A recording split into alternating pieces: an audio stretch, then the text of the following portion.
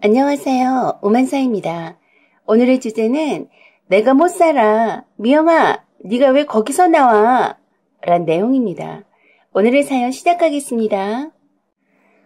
오늘 이 이야기를 어떻게 풀어놓아야 할지 마음이 먼저 먹먹합니다. 대학 동창인 내 친구 미영이에 관한 얘기입니다. 미영이는 같은 과 미대에서 만났어요. 유난히도 얼굴이 하얗고 여리여리해 보여서 눈에 띄던 애였습니다. 우리 과 신입생 신고식 때 선배님들 사이에서 미영이를 보고서 화장했네 안 했네로 화제를 낳으며 재미삼아 투표를 할 만큼 휜 피부에다 이목구비가 뚜렷해서 화장을 안 한 수수한 맨 얼굴인데도 화장을 진하게 하고 다니는 줄 착각할 정도였습니다. 선배들 사이에선 신입생 퀸으로 등극했고 어떻게 소문이 났는지 다른 과에서도 선배 언니들이 미영이를 보러 오기도 했었네요. 저도 미영이가 눈에 띄고 특이해서 다가가서 친해졌습니다. 송승헌처럼 눈썹도 진하고 길었고 머리카락 숱도 어찌나 많고 칠흑 같은지 부러운 게 한두 가지가 아닌데 정작 본인만 모르고 있었죠. 미영이는 이 모든 게 콤플렉스라고 해서 늘 싫어했습니다. 산적처럼 눈썹이 짙고 숱이 많아서 일주일에 한 번씩은 꼭 커팅을 해줘야 하고 눈도 큰 데다가 진한 눈썹 때문에 이목이 집중되어서 힐끗힐끗 쳐다보는 것도 싫었고 무엇보다도 처음 본 사람들이 인상이 강하다고 하니까 늘 신경이 쓰인다고 했습니다. 그리고 머리숱이 많고 흑색깔이 진해서 파마 머리는 엄두도 못 낸다고 했어요. 미영이 자신은 자기가 얼마나 이쁜 애인 줄은 정말 모르는 것 같았습니다. 어딜 가나 늘 시선을 받아서 이뻐서 시선을 끄는 게 아니라 자기가 동물원 원숭이처럼 특이해서 주목받는다고 착각했었어요. 그래서 친구들 말고 혼자 걸어갈 때는 땅바닥을 주시하면서 걷는 것이 습관이었습니다. 그리고 자신도 모르게 방어적으로 남자를 볼 땐 누구든지 간에 무표정하고 냉정한 태도를 취한다고 했어요. 같은 과 남학생들에게조차도 별로 대화를 하진 않았어요. 소개팅이나 미팅에도 전혀 관심이 없었고 자기에게 관심을 보이는 남자 선배나 다른 남학생들에게는 도도하고 깐깐한 태도로 일관해서인지 미영이를 어려워했습니다. 생각보다 대시하는 사람은 그리 많지 않았었죠. 그날도 미술학원 알바를 하러 시간 맞춰 급히 가려다가 습관적으로 땅만 쳐다보며 이어폰 끼고 가는 도중에 코너를 돌아오는 차량이 빵빵거리는 소리를 미처 듣지 못해서 사고를 당했습니다. 크게 부딪힌 건 아니었는데 놀라서 뒤로 넘어지면서 머리를 다쳤습니다. 잠깐 기절하고 깨어났을 땐 병원 응급실이었고 여러 가지 검사를 하느라 팔에 바늘이 여러 꽂아져 있어서 처음엔 영문을 몰라서 겁을 먹었다고 했어요. 생판 모르는 어떤 아저씨가 괜찮냐고 물으면서 말을 붙이더랍니다. 사고 당시에 기억이 없어서 영문을 몰라 겁이 나서 눈물이 났다고 해요. 그러자 그 아저씨가 따뜻하게 학생 이름이 뭐냐고 하면서 말을 할 수 있겠냐고 조심스럽게 물어보면서 의사를 불렀답니다. 의사가 바로 다가와서 이것저것 다시 물어보는데 굉장히 졸리기 시작해서 다시 잠에 빠져들었답니다. 미영이는 그 후엔 기억이 나지 않는다고 했습니다. 사실 미영이는 그때 사고로 넘어져서 뇌진탕으로 머리를 다쳤는데 과거의 기억을 부분적으로 잊어버렸습니다. 병원에 있었던 기억이라고는 영문도 모른 채 누워있을 때 따뜻하게 말을 건네준 아저씨 얼굴뿐이라고 했어요. 제가 미영이가 톡도 받지 않고 전화를 받지 않아서 미영이 집에 전화를 해보니까 미영이 새엄마가 병원에 사고로 있다고 말해줘서 알게 되었어요. 병원에 갔을 때 그 아저씨란 분이 있었습니다.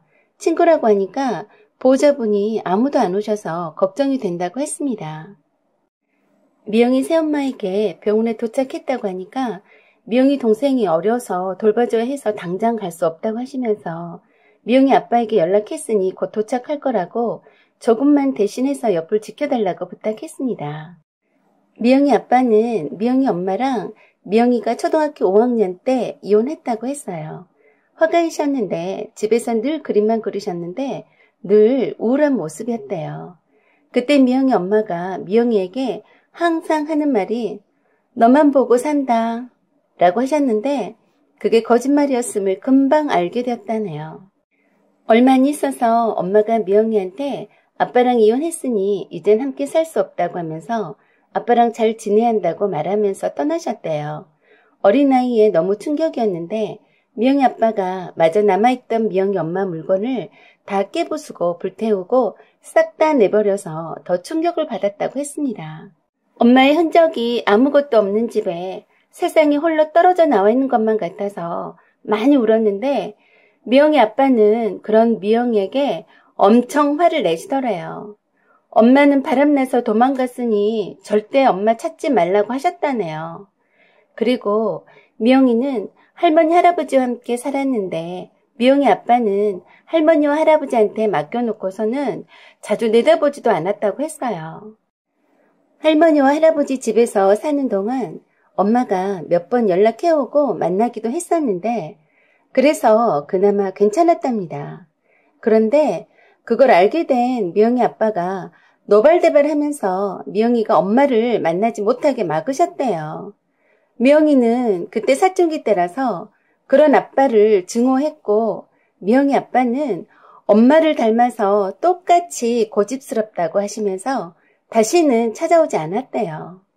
그 후론 엄마는 재혼 소식을 알려왔고 프랑스로 영구적으로 떠난다고 해서 많이 울었다고 했습니다.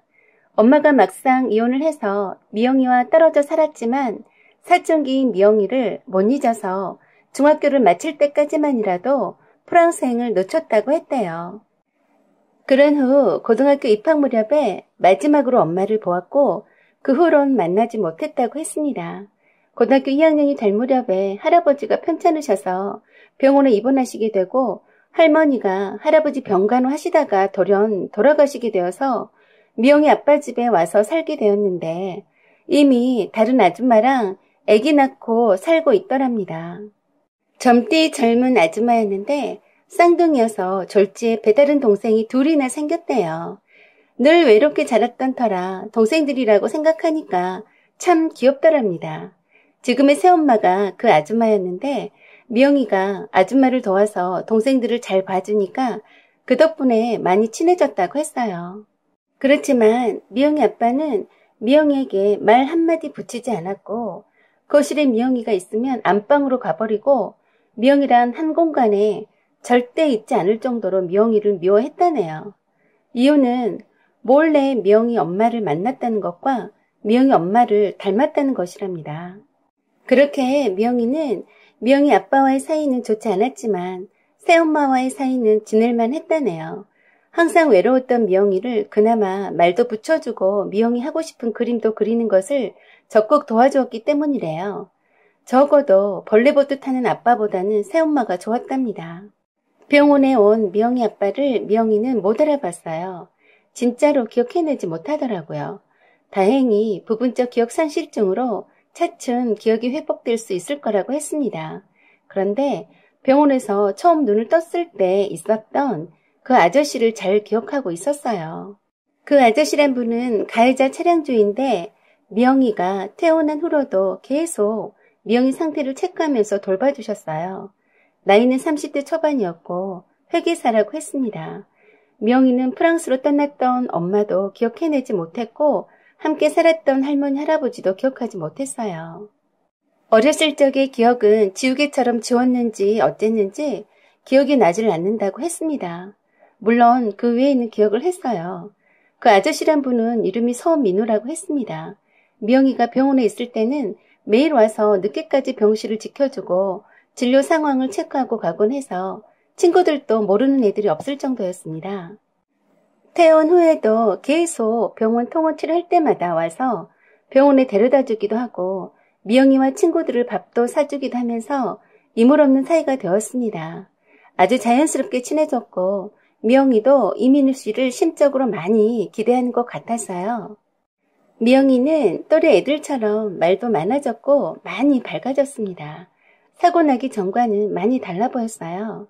여전히 엄마와 아빠와 함께 했던 어린 시절의 기억은 없었지만 귀여운 쌍둥이 동생들과 새 엄마는 기억을 했기 때문에 적응을 빨리 했습니다. 그리고 행복해 보이는 듯 했어요. 한 6개월 서민우 씨 도움받으며 통원치료 받으면서 정이 많이 들었던 것 같아요. 어느 날 저에게 고백하더라고요. 서민우 씨가 점점 좋아지고 있다고요. 좋은 사람 같다며 사귀어 보고 싶다고까지 했습니다. 저도 좋은 사람 같으니 잘 되었으면 좋겠다고 했는데 벌써 커플 반지까지 끼고서 연인 사이로 발전했더라고요.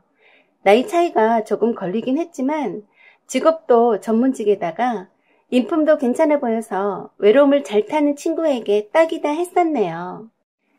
그때부터 학생이라 호주머니가 얄팍한 미영이와 친구들을 위해서 자원해서 물주가 되어주었고 미영이를 세심하게 돌봐주어서 미영이가 딴 사람 된 듯이 행복해 보였습니다.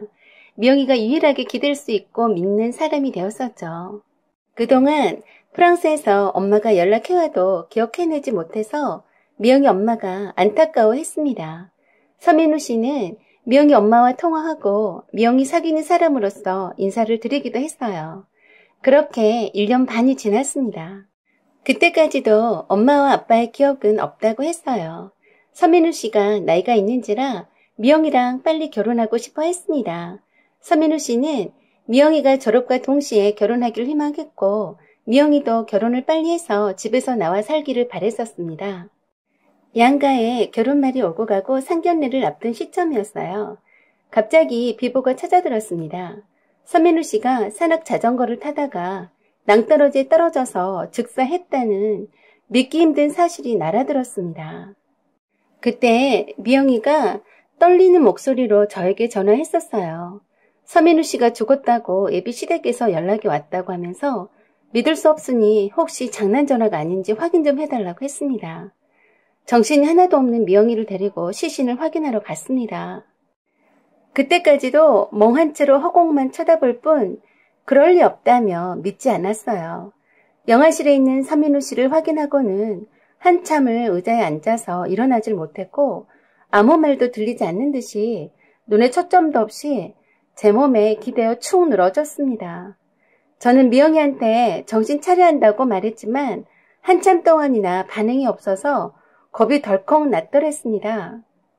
그때 다행히도 미영이 예비시댁 식구들이 눈에 초점이 없는 미영이를 발견하고 의사를 불러서 진찰을 받았습니다. 서민우 씨의 장례식이 끝난 뒤에도 미영이는 말을 하지 않았고 멍하니 정신없는 사람처럼 보여서 정말 겁이 많이 났습니다.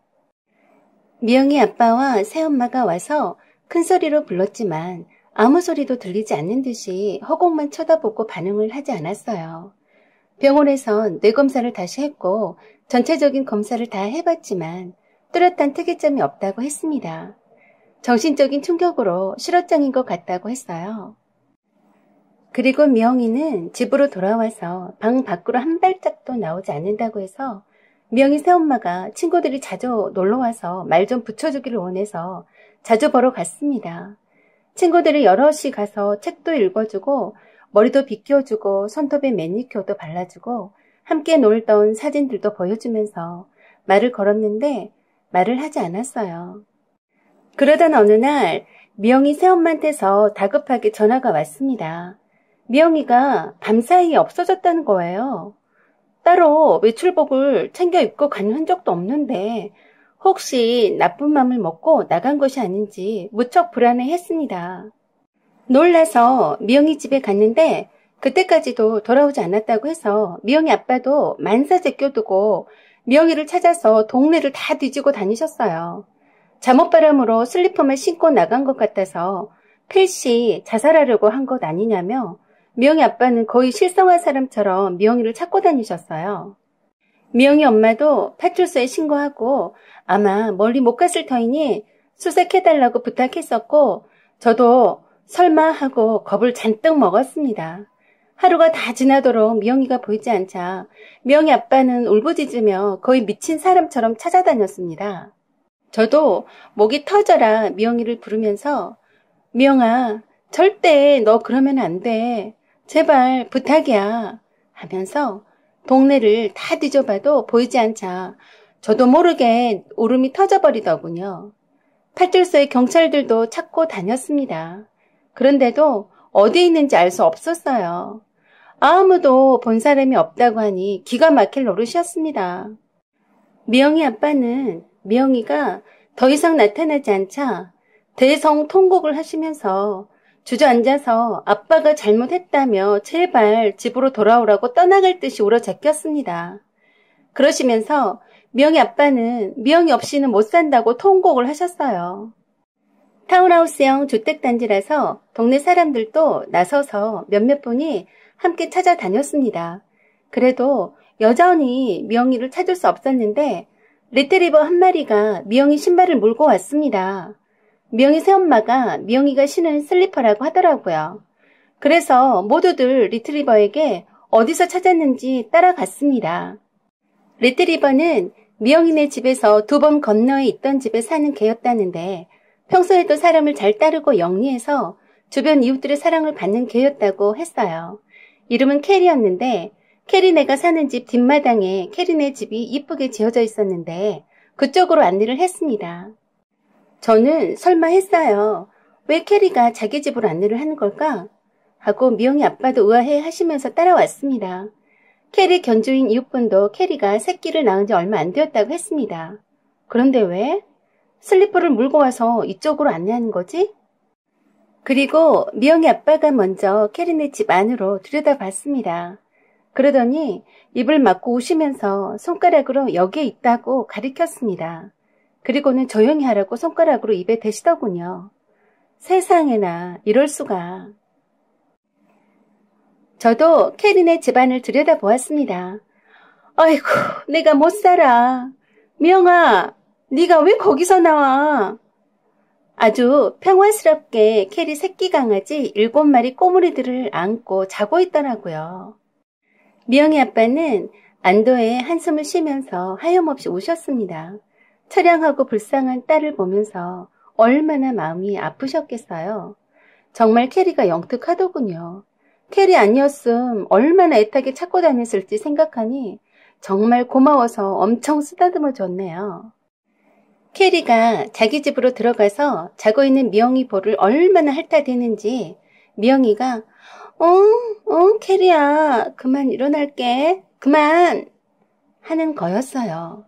순간 귀를 의심하고 놀란 표정으로 미영이 아빠랑 서로 쳐다봤어요. 이거 진짜 미영이가 말한 건 맞죠? 연이어서 미영이가 캐리에게 알았어 캐리야 이제 네 집에서 나가라고 하는 거였어요.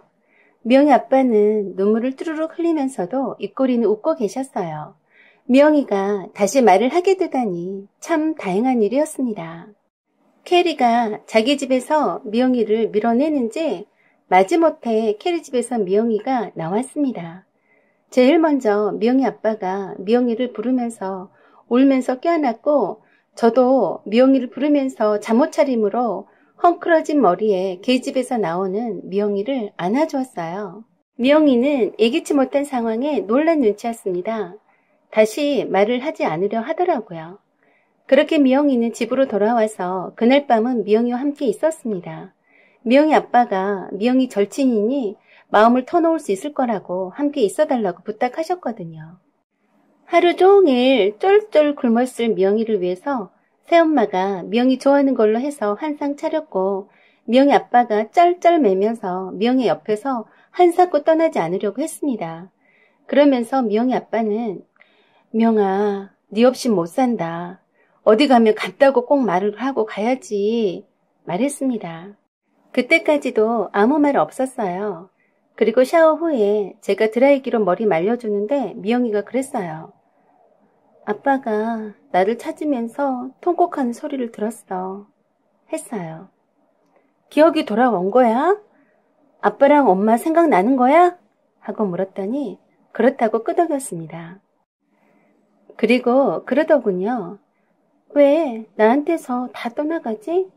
내가 사랑하는 사람들은 다 떠났어. 그래서 제가 손사래를 쳤습니다. 네가 사랑하는 아빠도 네 옆에 계시잖아. 그리고 친구들도 있고. 안 그래? 저는 미영이를 꼭 껴안아 주었어요.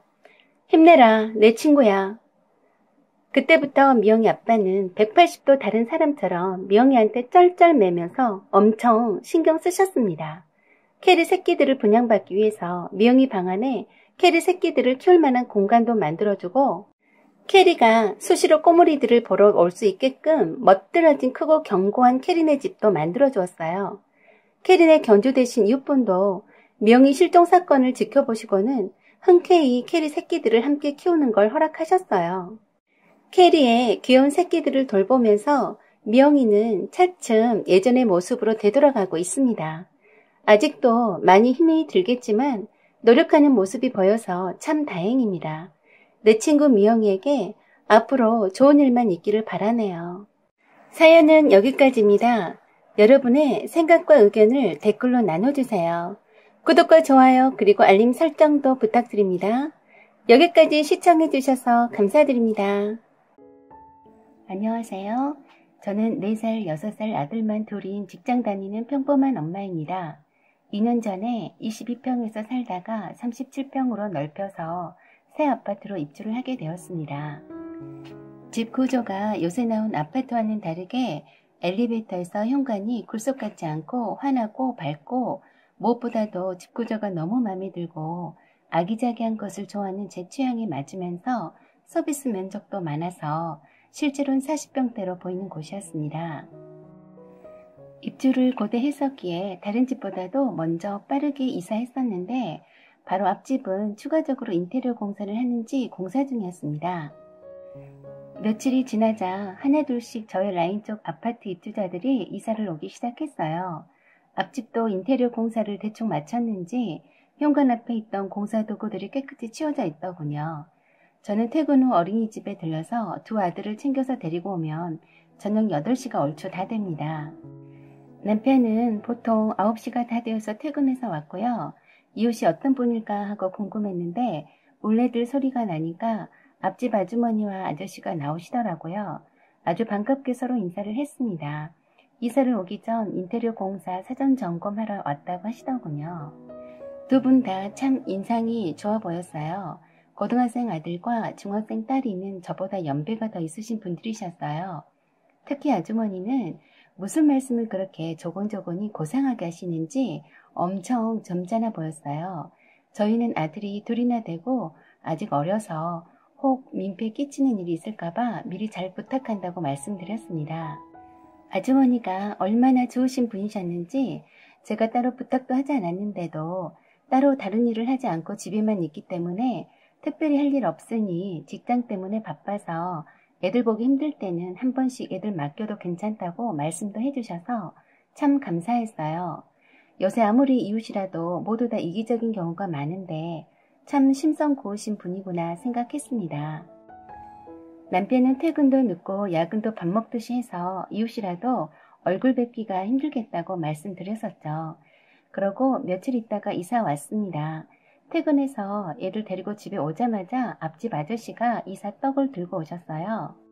은행의 지점장으로 근무하고 계셨고 저에게 어디 근무하냐고 묻길래 제가 근무하고 있는 곳을 말해줬더니 저희 부서의 본부장님을 거래처라 잘 알고 있다고 하시더라고요.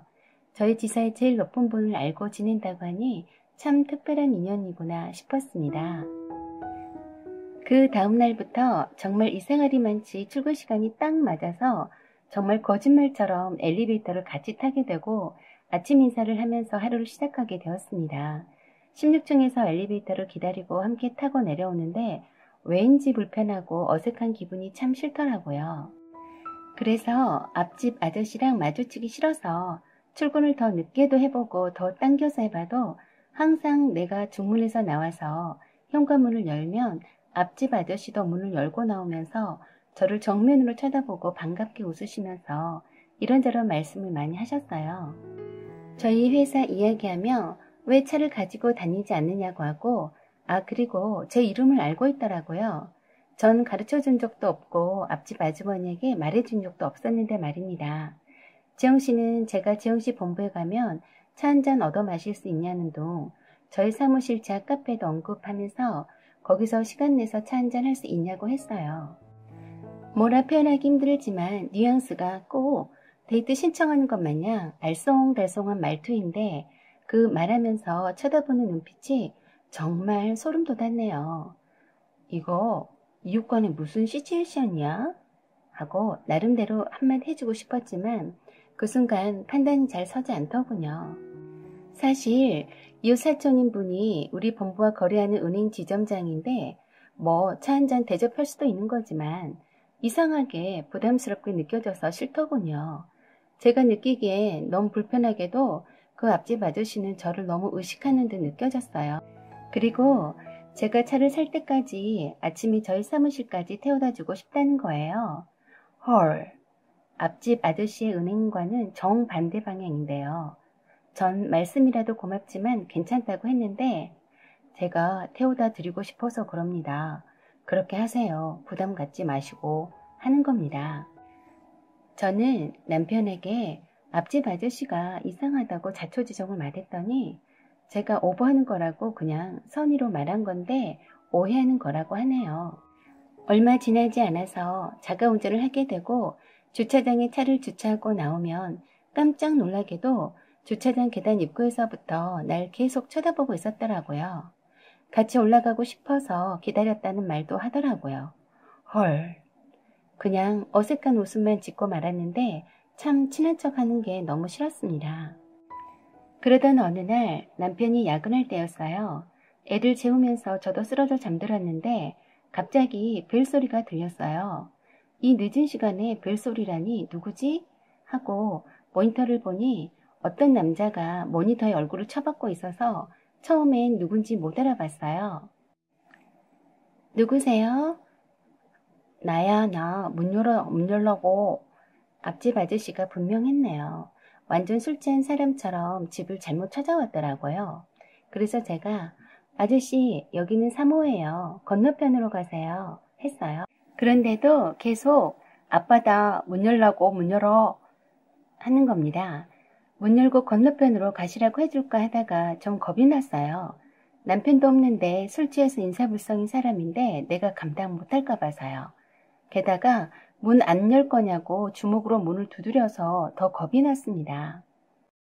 숨 죽인 채 한참을 기다려봐도 계속 벨을 누르길래 애들도 깨버려서 할 수 없이 경비실에 연락해서 앞집 아저씨가 술 취해서 집을 잘못 찾고 두드린다고 올라와 봐달라고 했네요. 경비실 아저씨가 올 때까지 앞집 아주머니가 내다보지 않는 걸 보면 모르고 있는 것 같았습니다. 모니터로 지켜보니 경비실 아저씨가 올라오자마자 언제 그랬냐는 듯이 앞집으로 들어가더군요. 그 다음날 아침에 전 서둘러서 일찍 집에서 나왔는데 역시나 앞집 아저씨가 문 열고 나오는 것 같길래 전 순간적으로 마주치고 싶지 않아서 아래 계단으로 재빠르게 내려갔더랬습니다. 그런데 헐, 1층에서 기다리고 있었어요. 왜 힘들게 계단으로 내려오냐고 하면서 혹시 자기를 피하려고 하는 거냐고 대뜸 말하는 거였어요. 진심? 헐. 전 갑작스러워서 아니 그런 거 아니라 운동삼아 걸어 내려온 거라고 말도 안 되게 변명을 했네요. 그리고 더 이상 말 섞기 싫어서 멍리하고 그냥 주차장으로 내려왔습니다. 그렇게 출근이 바쁜 것처럼 황망히 주차장에 내려가는 나를 뒤에서 지켜보는 것 같아서 순간 소름이 돋았어요. 어젯밤 일은 말할 새도 없었죠. 출근하고서도 찝찝한 기분이 들어서 앞집 아주머니를 한번 만나봐야겠다고 생각했습니다. 그래도 다행인 게 매일 아침 앞집 아저씨만 마주친 게 아니라 중학생 딸과 함께 마주친 일도 많아서 그나마 다행이었어요. 오히려 앞집 아저씨를 마주치기 싫어서 좀 더 일찍 나오거나 좀 더 늦게 나오면 여지없이 앞집 아저씨만 마주치기 때문에 늘 같은 시간대에 나오게 되었네요. 중학생 딸과 마주칠 때는 저에게 말을 건네지 않는데 둘만 마주칠 때는 묘한 시선으로 바라보면서 말을 건네더라고요. 이런 불편한 감정을 참고 아침마다 마주쳐야 한다니 스트레스가 쌓이기 시작했습니다. 그러던 어느 날 회사에서 갑자기 본부장님이 부르시더라고요. 내 직급에 특별한 일이 아니고선 부를 일이 없을 텐데 의아했어요. 본부장실에 가보니 앞집 아저씨가 와 있었어요. 제가 본부장실에 들어가니 일어나서 저에게 악수를 청하더군요. 저는 순간 깜짝 놀랐는데 그래도 회사인지라 반갑게 인사하고 밝게 얘기를 나누었습니다. 그런데 본부장님 하시는 말씀이 정지현 씨가 누군지 궁금했네요. 하도 정지현 씨를 말하길래 내 직원이면서도 잘 몰라서 미안했습니다. 지금 마케팅 부서가 매우 바빠서 힘들 텐데 이쪽 기획실 이 팀으로 오는 거 어떻게 생각하세요? 하는 거였습니다. 갑작스러운 제안에 깜짝 놀라고 나도 모르게 앞에 앉아있는 앞집 아저씨를 쳐다봤어요. 상당히 밝게 웃고 있는 모양새가 꼭 저를 일부러 본부장님께 일부러 추천한 것 같은 것처럼 보였어요. 사실 마케팅 부서는 잘하면 승진하기 좋은 곳이긴 하지만 어차피 승진은 정해진 남자 직원들의 몫이려니 하고 포기하고 실적 압박 스트레스 없는 곳으로 옮기고 싶은 게 사실이었어요. 하지만 지금 하고 있는 일을 마저 끝마쳐야 해서 하고 말하려는 중인데 앞집 아저씨가 본부장님한테 지금 바로 인사발령 낼 건 아니죠? 하반기 정기 인사 이동 때 하면 되니까 시간은 충분하네요. 하는 겁니다. 그러면서 애들 키우면서 힘든 부서에 일하는 건 어렵다고 하면서 한껏 저를 챙겨주면서 은근히 자기는 이런 사람이다 라고 말해주는 것 같았어요. 그리고 점심시간 됐으니 맛있는 거 먹읍시다고 하면서 본부장님도 계시는데 저보고 뭘 좋아하느냐고 묻더군요. 저는 그냥 본부장님께 저희 부서 직원들끼리 먹겠다고 하고 두 분 점심 드시라고 했더니 굳이 자기가 점심 사겠다며 여기까지 왔는데 점심도 함께 못 먹냐고 하면서 본부장님을 쳐다보니 본부장님이 저보고 함께 먹자고 하시더라고요. 그렇게 해서 그날 점심을 함께 먹었습니다. 그 점심 장소도 미리 예약되어 있더군요. 저는 그냥 앞집 아저씨로 그리고 저희 회사가 거래하는 조그만 지점의 지점장일 뿐이다라고 생각하며 편하게 대하려고 했습니다. 그리고 며칠이 지난 후 밤에 그때도 남편이 야근으로 늦을 때였어요. 또 벨을 누르고 문을 두드리네요. 그냥 숨죽이고 아무도 없는 것처럼 대꾸를 하지 않았어요. 그랬더니 인터폰에다 그러는 겁니다. 지영아, 너 보고 싶어서 왔어. 문 좀 열어봐. 문 좀 열어보라고. 완전 소름 돋아서 휴대폰에 녹음했어요. 희미한 목소리로 분명히 지영아, 나와봐. 네가 보고 싶어서 왔어. 라고 했어요. 분명히 제 이름을 들먹인 거였어요. 이젠 더 확실해졌다고 생각하고 경비실에 괴한이 우리 집 부순다고 빨리 와달라고 했죠. 그리고 인터폰으로 제가 말했어요. 아저씨, 지금 뭐라고 하셨어요? 네? 하니까 한숨을 푹 쉬더니 네가 보고 싶어서 왔어, 지영아. 잠깐만 보자. 하는 거였어요. 완전 소름. 누가 들으면 연인 사이인 줄 알겠네요. 정확하게 그 소리를 녹음했습니다. 그리고 경비 아저씨가 오자 두 말 않고 아무렇지도 않은 듯 앞집으로 들어가 버렸습니다. 저는 경비 아저씨한테 아까 그 아저씨 얼굴 기억해달라고 하고 나중에 앞집으로 가더란 것을 필요하면 증언해달라고 하면서 저희 현관에서 엘리베이터 앞에 CCTV도 확보해달라고 했습니다. 그런 후 남편이 집에 오자마자 녹음한 것을 보여주었더니 완전 열받아서 앞집에 벨을 누르니 앞집 아주머니가 나왔어요. 남편이 앞집 아저씨를 보자고 하니까 잠이 들었다고 너무 늦은 시각인데 무슨 일이냐며 깜짝 놀라더라고요. 그러자 남편이 무턱대고 바로 앞집으로 들어갔더니 아니나 다를까 앞집 아저씨가 거실에 나와 있더라고요. 술에 취한 사람이라고 보기엔 너무 말짱했어요. 남편이 다짜고짜로 여기에 주거 침입 미수죄 현행범이 있으니 잡아가라고 경찰에 신고했습니다. 그러자 그 말을 들은 앞집 아주머니가 깜짝 놀라며 묻자 남편이 녹음 내용과 촬영한 인터폰 모니터 영상을 보여주었어요.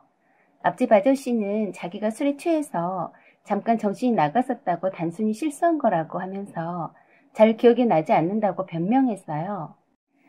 그때 앞집 아주머니가 앞집 아저씨를 쳐다보더니 남편 앞에 무릎 꿇고 앉아서 울면서 내 남편이 잘못했다고 한 번만 용서해달라고 빌었습니다.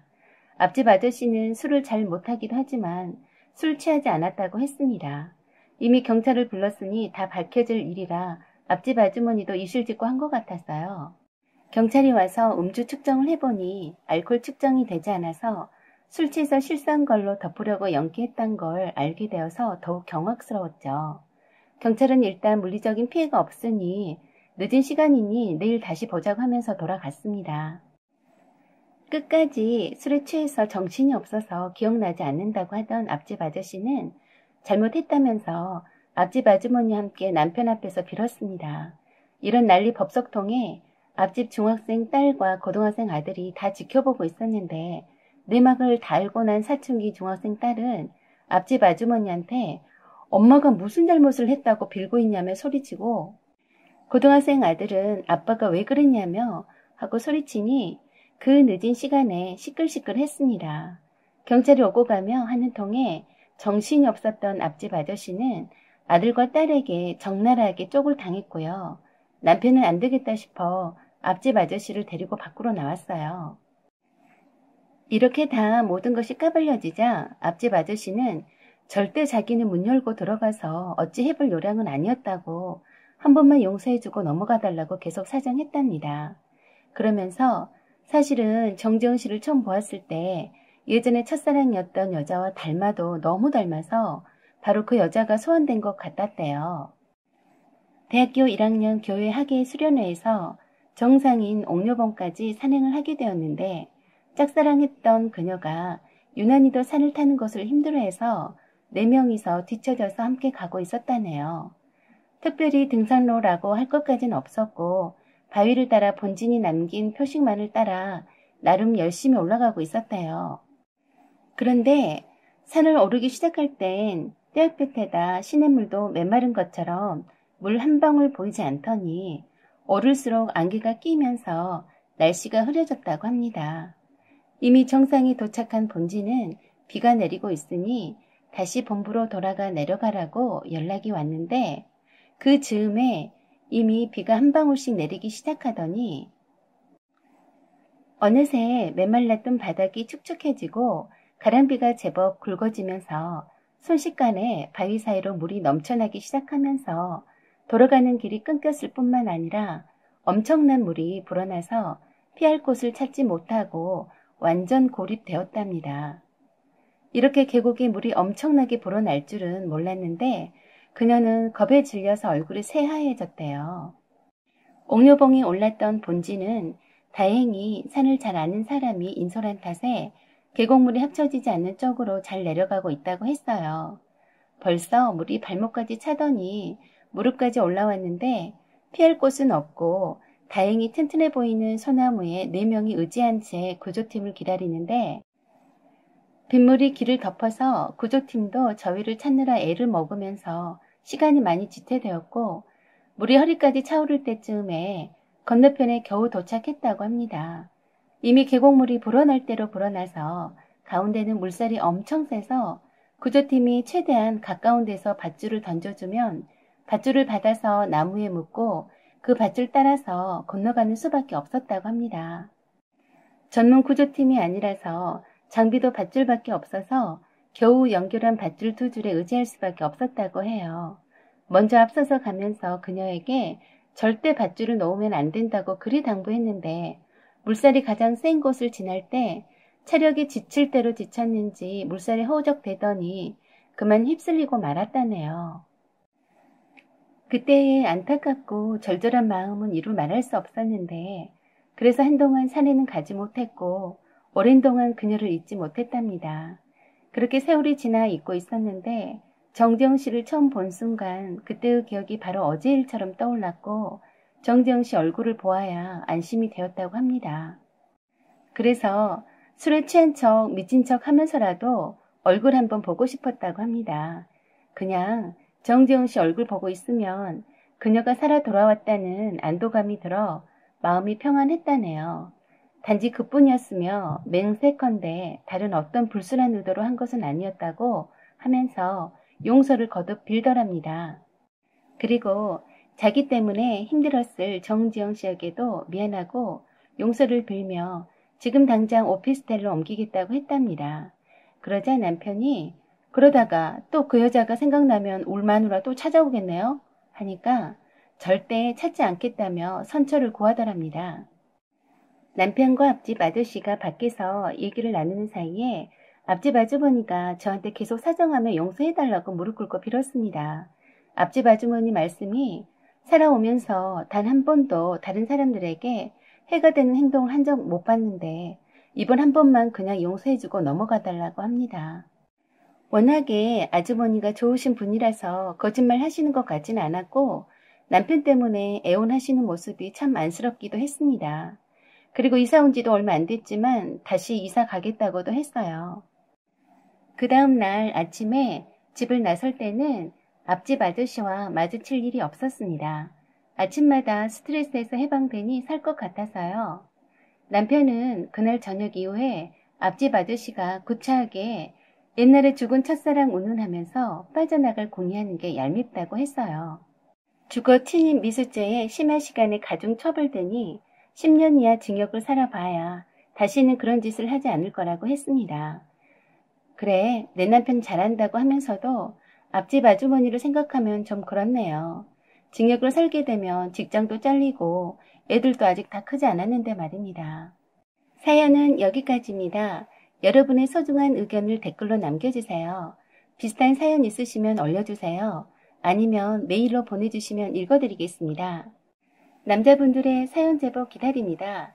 여기는 서로의 입장이 다르기 때문에 어떤 형식에도 구애 없이 자유롭게 글을 보내주세요.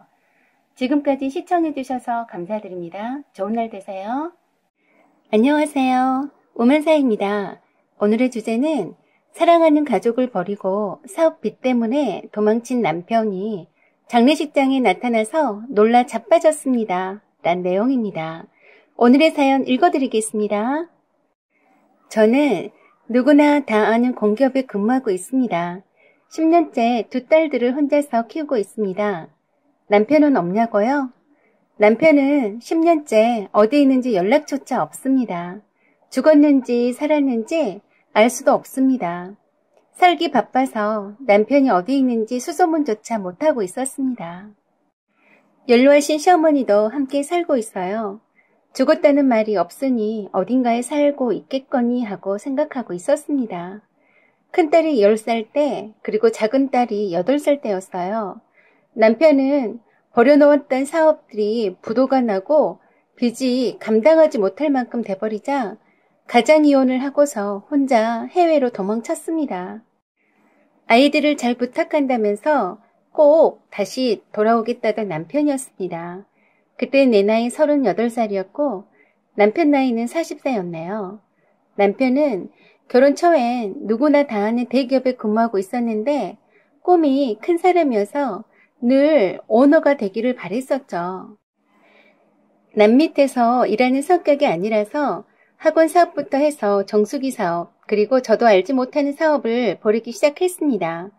남편이 워낙 똑똑하고 사업성이 좋아서 처음엔 순풍에 덧달듯이 순조롭게 사업이 잘 진행되었어요.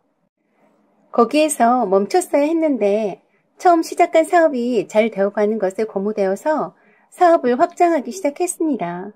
특별히 금전적으로 뒷배경이 없었던 남편은 기존 사업을 보증으로 은행 대출과 투자 유치를 과감히 해나가면서 무리하게 사업을 확장시켰어요.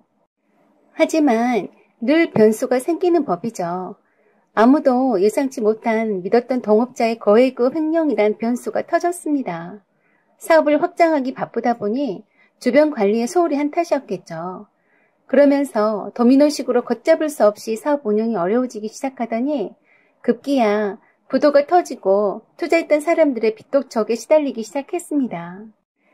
유일한 안정적인 생계수단인 제 월급이 압류당하는 걸 막으려고 남편은 가장이혼을 하자고 했었고 저희 회사에까지 빚쟁이들이 찾아오니까 혼자서 해외로 나가 있다가 돈 벌어서 다시 오겠다고 하고는 어머니와 애들을 잘 부탁한다고 하면서 야밤도주 하듯이 도망쳤습니다. 남편이 안 보이자 채권자들도 차츰 찾아와서 괴롭히는 일이 잦아들었어요. 그리고 아이들도 차츰 아빠 없이 사는 것에 익숙해졌습니다. 저도 물론 시어머니가 살림을 조금 도와주시긴 했지만 회사 일에 애들 교육에 살림에 정신없는 세월 보냈어요. 그래서 한 번씩 남편의 근황이 궁금도 했지만 연락 한 번 주지 않더군요. 아무도 남편 생사는 모른 채 세월이 지나왔습니다. 서방님이 2분이나 계셨지만 남편의 평소 우중에 따라 맏며느리 역할은 절대 소홀히 하지 않았습니다. 곧 죽는다 해도 장남인 자기 역할을 동생들에게 내놓는 성격이 아닌 것을 알았기 때문이었죠. 언젠간 돌아오게 될 남편의 자리를 굳건히 지켜주고 싶었거든요. 그렇습니다. 가족이 있는 곳이니 꼭 돌아오리라 믿었습니다. 그런 시간들이 차곡히 쌓여서 10여 년이 훌쩍 넘어가니 모두들 수군대기 시작했어요. 연락을 하지 않는 것을 보니 어디에서 객사를 했다는 둥, 외국에서 딴 살림을 차려서 사느라고 가족을 잊었다는 둥, 친척분들은 나이 드신 시어머니를 모시고 두 딸을 키우면서도 장남 며느리 역할을 하는 저를 보면서 매우 안쓰럽게 보셨습니다. 심지어 이젠 시어머니도 시동생들에게 맡기고 재혼하라는 말까지 나왔었네요. 그럼에도 불구하고 시댁 경조사나 시댁 행사에 장남 며느리로서 빠짐없이 시어머니 모시고 다녔고 없는 남편을 대신해서 막내 시동생 결혼과 집안일을 모두 주관했었네요. 그런 세월을 10년 넘게 보내다 보니 세월에 장사가 없다는 옛말처럼 어느새 중년의 티가 나는 아줌마가 다 되어버렸습니다. 남편이 떠날 때 모습 그대로 유지하고 싶었건만 날씬했던 몸매는 뱃살이 두둑해졌고 얼굴엔 세월의 흔적이 고스란히 남아있으니 지금이라도 남편이 온다면 생소하고 어색해하지 않을까 하고 걱정이 되기도 했습니다. 초등학교 3학년이었던 큰딸은 바램대로 공부를 잘해서 교대에 진학했고 둘째 딸은 유아특수교육학과에 지원해서 올해 합격했습니다. 다행히도 엄마 속을 한 번도 태우지도 않고 잘 자라주어서 참 감사한 일이었죠. 그런데 갑자기 시어머님이 쓰러지셨습니다. 노안으로 몸이 많이 안 좋으셨는데 가벼운 감기 증상이 폐렴으로 발전하면서 돌아가시게 되었습니다. 마지막에 큰아들을 보고 싶다고 하시면서 이젠 안 오려나 보다고 하시면서 저보고도 기다리지 말라고 하셨습니다. 그동안 티를 내지 않으셨을 뿐이지 큰아들을 무척이나 기다리셨던가 봅니다. 결국 아들 얼굴 보지 못하고 돌아가셨어요. 그때 남편이 보고 싶더군요.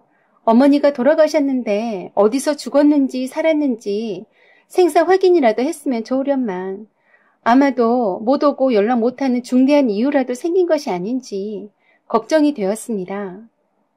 그렇게 시어머님은 마지막까지 큰아들을 그리워하다 하늘나라로 가셨어요. 코로나 때문에 장례식장에는 가까운 친척들과 시동생들 가족들과 저희 두 딸이 지키고 있었고 점호만 간단히 하고 대부분 식사도 하지 않으시고 가셔서 대체로 한산한 분위기였습니다. 그런데 눈에 띄게 하얀 백발 스포츠 머리에 마스크를 쓰고 남자 한 분이 시어머님 영정 앞에서 구슬피 울었습니다.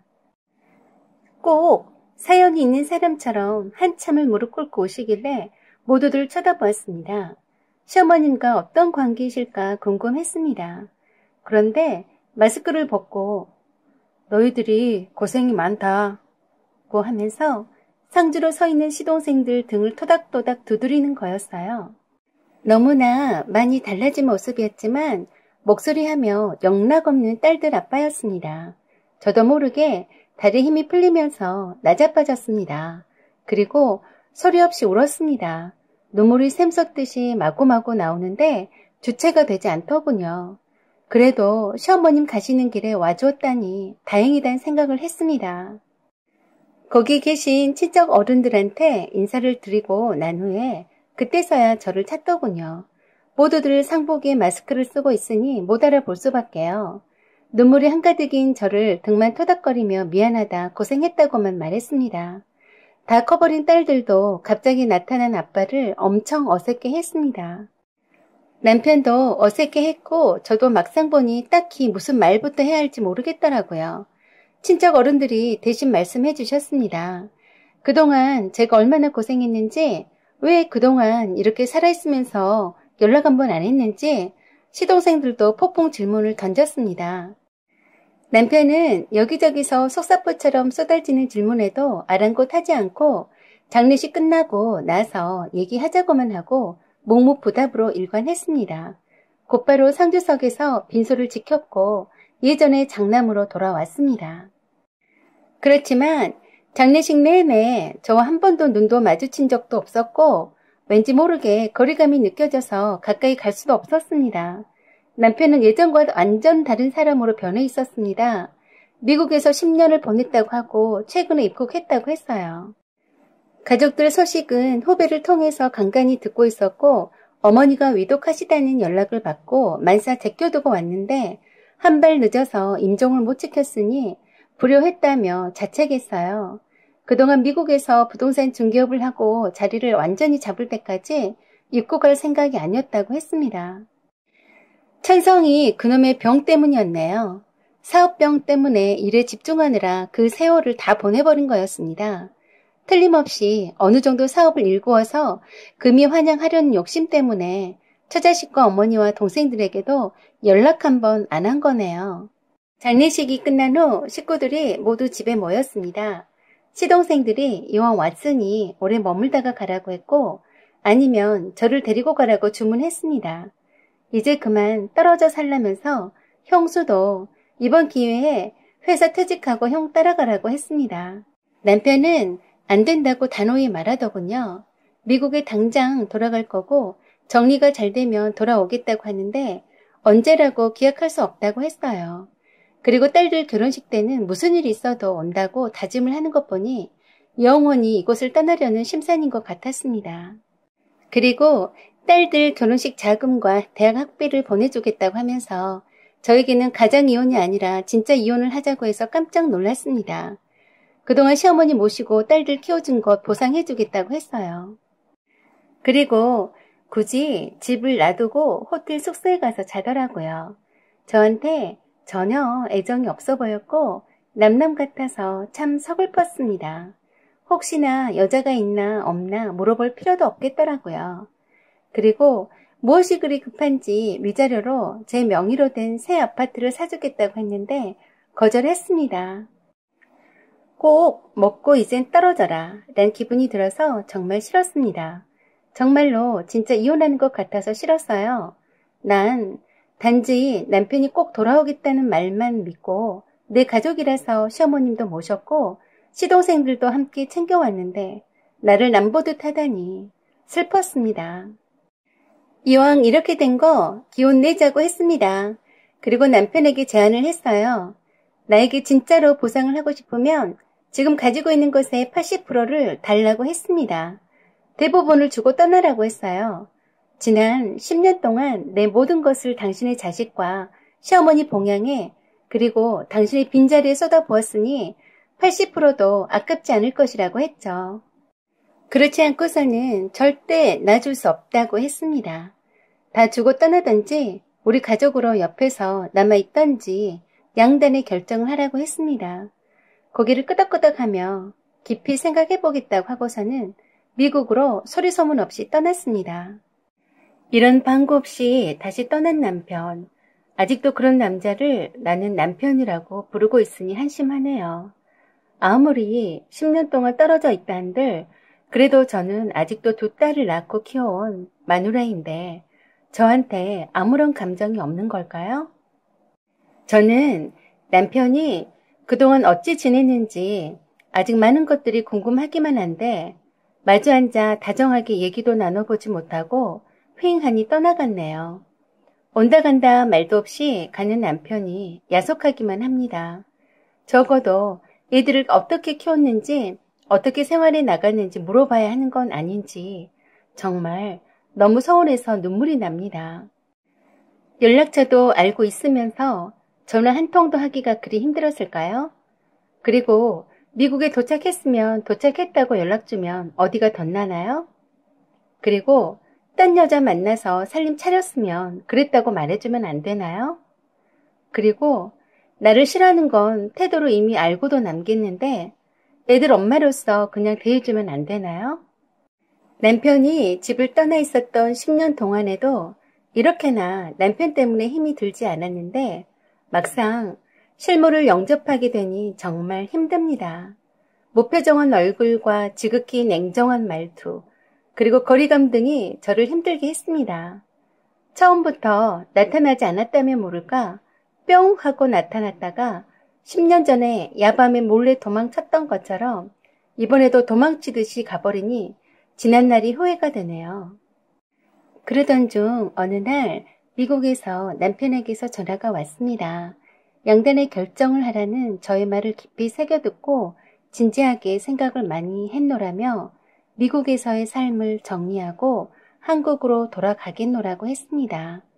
바로 함께 살거나 하진 않겠지만 가족과 가까이서 지내고 싶다고 했어요.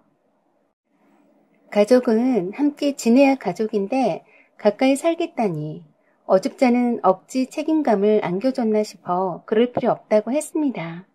이왕 하고 싶은 대로 하고 살았으니 이제 와서 처자식이 발목 잡고 싶지 않다고 했고 편한 대로 하고 살라고 했습니다. 아무튼 미국 생활을 차츰 정리해 갈 테니 조금만 기다려달라고 하더군요.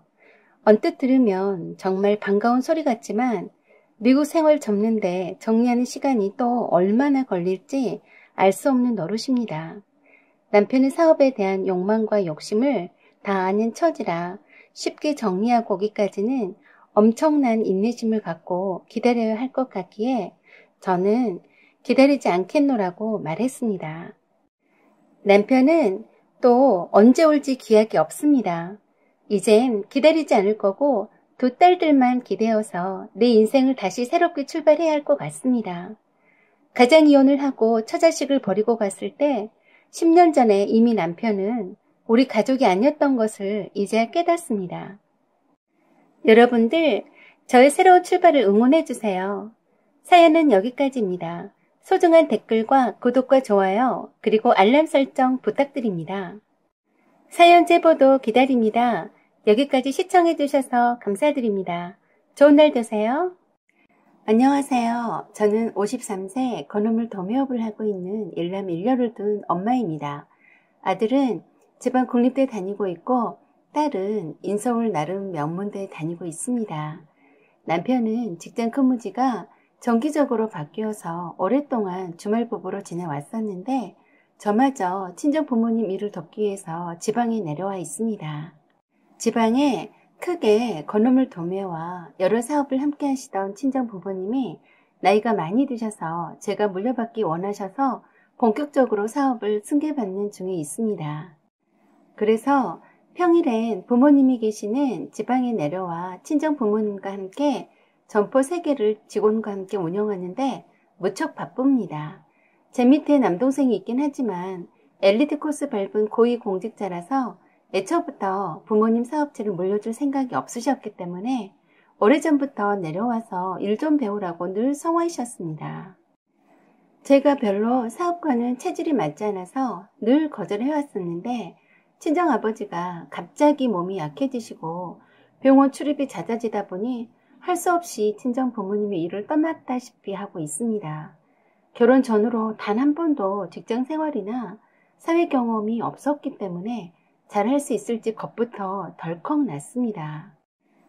전국을 대상으로 하는 거래처로 우리 물건이 대량으로 보내어지고 있는데 이것을 모두 인터넷 거래로 하고 있는데 전 사실 부끄럽지만 컴맹이라고 할 만큼 컴퓨터 작업도 잘하지 못해서 엑셀 작업이나 인터넷으로 거래 등의 기본적인 것도 80대 고령이신 친정아버지한테 배우고 있습니다.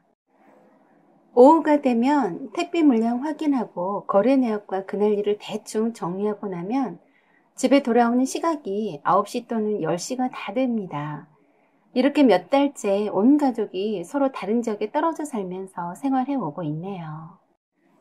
그러던 어느 날 신우한테서 전화가 왔습니다. 언니, 아버지가 혈변을 보시면서 기운이 없다고 전화 왔어. 얼른 아버지한테 가봐줘.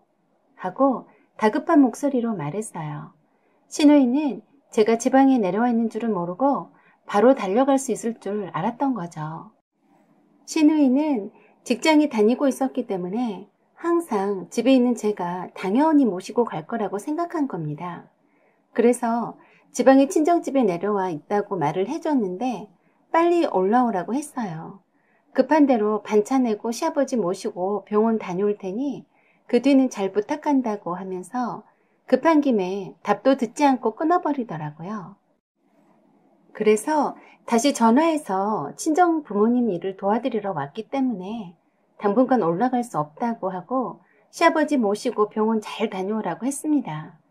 그러고 나서 조금 있으니까 남편한테서 전화가 왔네요. 너 정말 그럴 거야? 아버지가 위독하다는데 며느리가 안 올라오고 못하자는데 하는 겁니다.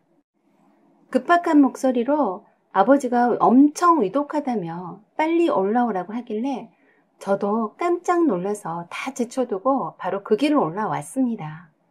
그리고 입원했다던 병원으로 바로 직행했는데 알고 보니 거짓부렁이었습니다.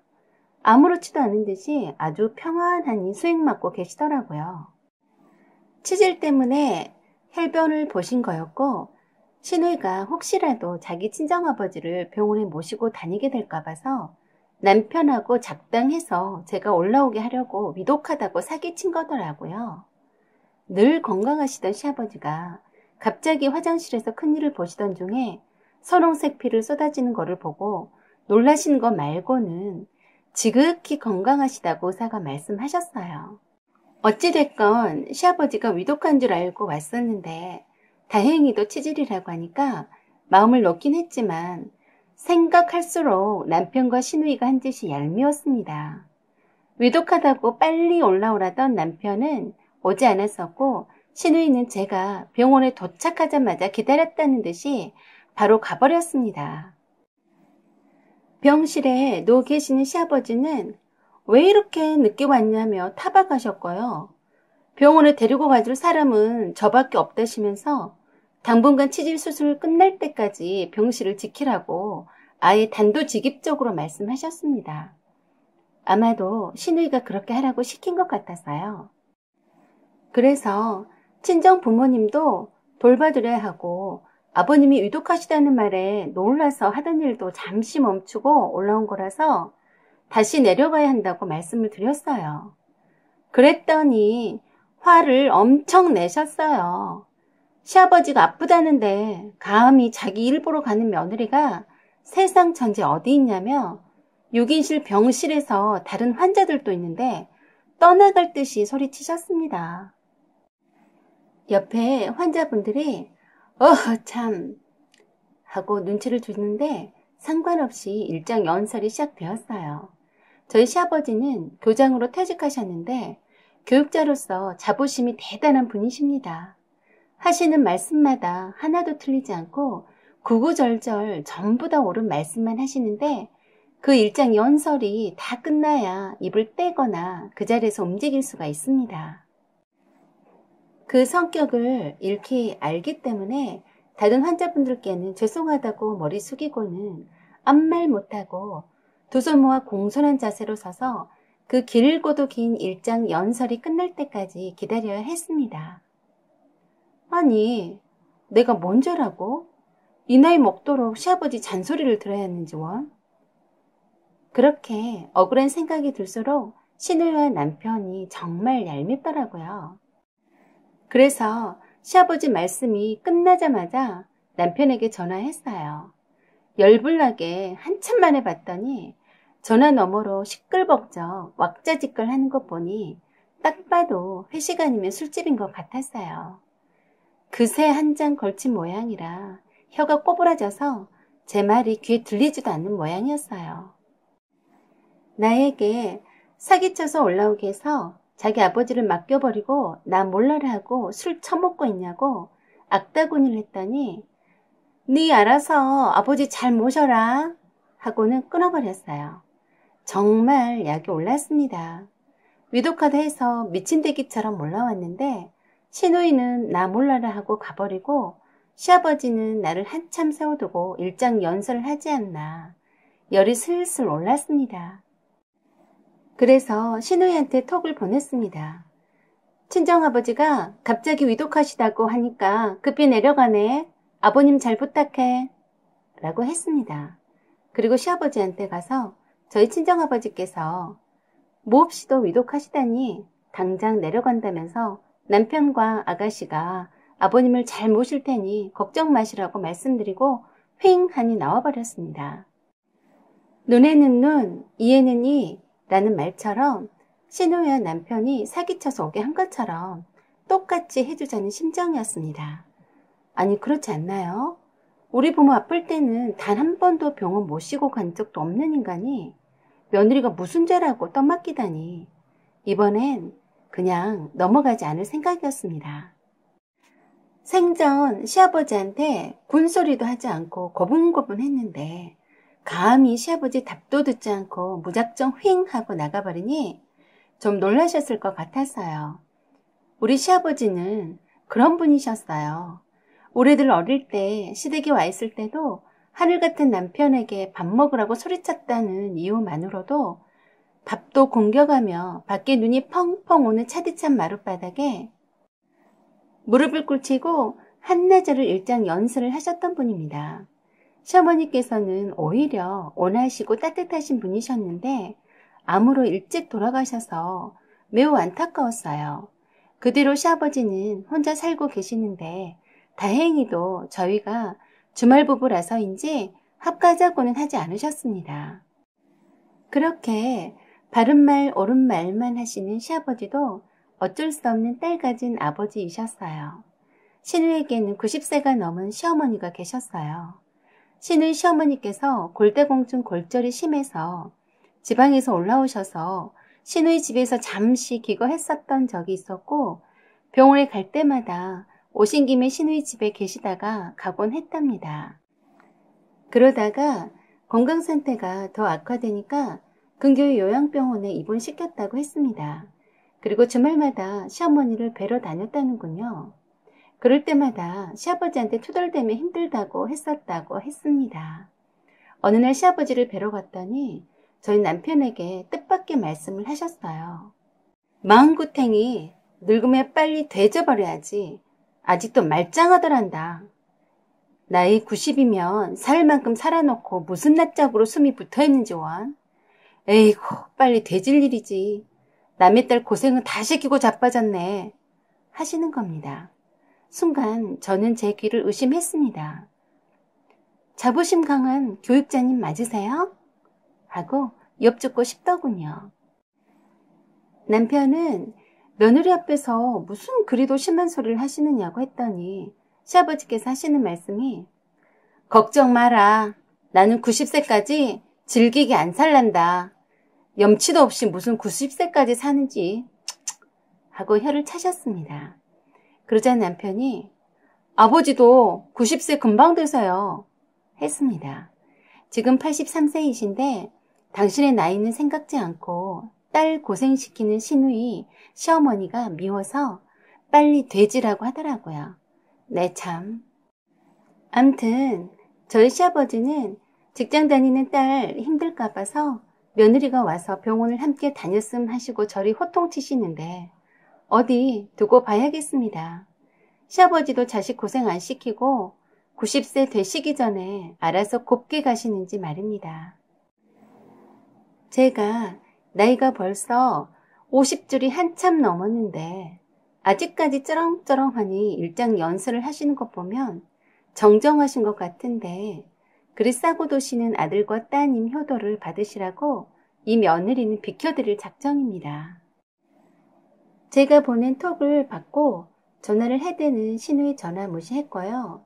자기 부모이니 지지고 볶고 삶든지 알아서 하겠거니 생각합니다. 아무리 며느리 노릇을 제대로 한다 한들 고마워할 인간들이 아님을 알기에 감히 저에게 사기쳐서 자기 부모 효도 강요하는 이기적인 것들하곤 손절할까 합니다. 저는 친정 부모님 사업체를 물려받고 운영하는 것만 해도 힘이 듭니다. 밤 10시가 다 되어서야 집에 들어와서 녹초가 되어서 쓰러져 자곤 하는데 남편 새끼는 회식하고 술 마실 여유도 있으면서 자기 부모 효도를 강요하다니 절대 원하는 대로 되진 않을 겁니다. 그리고 얄미운 시누이도 그렇습니다. 감히 옳기를 시집 종인 줄로 아는 것 같아요. 두 사람이 작당해서 사기쳐서 올라오게 했으면 가타부타 무슨 할 말이 있어야 하는데 그래 왔으니 네 시아버지 잘 봉양해라 라고 하는 식인데 어디 두고 보겠습니다. 너네 아버지 자식 고생한 건 아까워서 90세 되기 전에 알아서 잘 가신다고 하니까 얼마 안 남은 시간 동안 잘 봉양해봐라. 며느리인 난 굿이나 보고 떡이나 볼 테니까 잘 해봐라. 못된 것들. 그 다음날 남편과 시누이한테서 전화가 불이 나게 울렸습니다. 톡도 불이 났더라고요. 저희 부모님께도 전화에 불이 났는데 모른 척 받지 말라고 했어요. 저도 친정아버지가 위독하다고 했으니 만사 다 제껴두고 달려오나 두고 볼 참이었어요. 아니나 다를까 남편 톡에다 너 뻥친 거지? 왜 갑자기 장인어른이 위독하다는 거야? 얼른 올라와서 아버지 병원에 안 와? 내가 가만 안 둔다. 빨리 와. 시누이도 톡을 보냈더군요. 옳게 너무한 거 아니야? 아버지를 병실에 놔두고 그냥 가면 어떡해? 그래서 톡으로 답을 해줬네요. 우리 친정아버지가 위독하시다는데 넌 왜 안 내려와? 치질이면서 위독한 거라고 설레발치고 올라오라더니 너는 왜 안 내려오냐고. 네가 내려와서 우리 친정아버지 병실 지켜야 하는 건 아니니? 너 뻥친 거 다 알아. 갑자기 위독할 리가 없지. 옳게 이런 식으로 사기칠 거야. 그래서 제가 그랬습니다. 그래? 너네는 사기 쳐도 되고 나는 안 되니? 둘이 한번 잘 해봐라. 90세 되기 전까지 사신다니까 너무 억울해하지 말고 그래도 너네들 있게 해주신 분이니 봉양 잘해라. 난 내 부모님들 오래오래 사시도록 효도하느라 바쁠 때니까 부르지 마라. 그리고 전화 배터리를 빼버렸습니다. 주말 부부고 뭐고 다 필요 없이 짐을 다 옮겨버려야겠어요. 그리고 어디 두고 보겠습니다. 뻥이던 사기이던 간에 우리 친정아버지가 위독 하나는데도 만사 제껴두고 달려오지 않는 남편이 얼마나 자기 아버지를 잘 봉양하나 잘 지켜보겠습니다. 사연은 여기까지입니다. 여러분의 생각과 의견을 부탁드립니다. 구독과 좋아요 그리고 알림 설정 부탁드려요. 사연 제보도 기다립니다. 여기까지 시청해주셔서 감사드립니다. 좋은 날 되세요. 안녕하세요. 오면사입니다. 오늘의 사연 시작하겠습니다. 저에게는 오빠가 한 명 있습니다. 학교 다닐 때부터 공부도 잘해서 늘 저의 부모님이 자랑이었죠. 다른 현실 남매처럼 아웅다웅 하지도 않고 오빠가 무조건 동생이라고 많이 져주고 챙겨주는 편이라서 저는 어릴 때부터 오빠를 잘 따르는 편이었어요. 그런 오빠가 대학교에 입학하고 기숙사에 들어가게 되면서부터 자주 못 보게 되었어도 항상 공부는 잘하고 있는지 어쩐지 챙기곤 했습니다. 그리고 어쩌다 한 번씩 내려와서 오빠의 학교생활 얘기를 들으면서 오빠처럼 최소한 명문대는 아니더라도 인서울대학에 들어가고 싶었어요. 하지만 제가 좀 게으른 편이라서 맛만 앞섰죠. 성적 맞춰서 지방사립대학에 입학했어요. 엄마가 재수해서 다시 인서울대학에 도전하라고 권하시기도 했지만 전 그냥 그 지겨운 공부가 하기 싫어서 재수는 포기했었어요. 사실 엄마는 오빠도 서울에서 터전을 잡을 것 같기도 해서 아빠 퇴직 즈음에 서울 근교에 있는 타운하우스로 이사가고 싶어 했습니다. 그래서 굳이 재수를 해서라도 인서울대학을 들어가기를 원하셨던 거죠. 제가 그렇게 학교 간판을 따지는 것은 아닌데도 오빠도 명문대에 다니고 부모님의 눈높이도 그 레벨이다 보니 제가 명문대에 다니지는 않지만 최소 인서울대학에 다니는 사람만 만나고 싶더라고요. 그래서 같은 학교 사람들에게 미안한 얘기지만 같은 학교 친구들에게 소개팅이 오거나 해도 거절했었습니다. 그런데 어느 날 영국 동아리에서 만난 미연이라는 친구가 있었는데 그 친구가 술을 좀 사달라고 했어요. 전혀 술 한 잔도 못할 것 같은 여리여리한 애였는데 술 사달라고 하니까 웃기더라고요. 그런데 술 한잔 하면서 하는 그 친구 얘기가 꽤나 심각했습니다. 저는 미연이가 그저 좀 잘 사는 집에서 곱게 자란 애라고만 여겼는데 나름의 고민과 애환이 많더라고요. 그런 깊숙한 가정사를 나에게 털어놓다니 새삼 놀랐습니다. 그냥 답답해서 미칠 것 같은데 저한테 털어놓으면 곡해하지 않고 있는 그대로 들어줄 것 같았다고 했어요. 대충 아버지가 엄마를 정신적으로 학대하는 것 같아서 지켜보는 것이 힘들다는 내용이었어요. 미연이 아버지는 유명 기업을 조기 퇴직하시고 주식도 하는 것 같고 여러 가지 일들을 하는 것 같은데 구체적으로 무슨 일을 하는지는 엄마도 미연이도 정확히는 잘 모르지만 돈은 잘 벌어오신다고 했어요. 미연이에게는 현재 S대 다니는 범생 오빠가 있다고 했어요. 미연이 오빠가 하도 공부도 잘하고 해서 공부에 방해되지 않도록 하기 위해서 미연이 아버지가 엄마를 힘들게 했어도 미연이 엄마는 무조건 참고 사셨답니다. 그러다가 오빠도 서울 학교 보내고 미연이도 다 컸으니 미연이 엄마가 더 이상 참지 않으신대요. 그래서 미연이 엄마가 얼마나 힘들게 사셨는지 알게 되었다고 했습니다. 일단 미연이 아버지가 엄마를 바깥 출입을 전혀 못하게 하신답니다. 무시하고 엄마 동장 모임에도 나가기도 했었는데 그 뒤로 미연이 아버지가 아버지 명의로 되어 있는 엄마가 타고 다니는 차도 팔아버리고 급기야 생활비도 끊어버리셨다고 했어요. 지나치게 엄마에게 집착하고 하나부터 10까지 간섭한다고 했습니다. 그래서 엄마가 배신감에 치를 떨었는데 더 이상 참지 않겠다고 선언하시고는 집을 며칠 나가 계셨는데 미연이 아버지가 강제로 사람을 시켜서 엄마를 끌고 와서 정신병원에 넣어버리겠다고 협박한답니다. 그런 아버지를 죽이고 싶다고 울면서 말했습니다.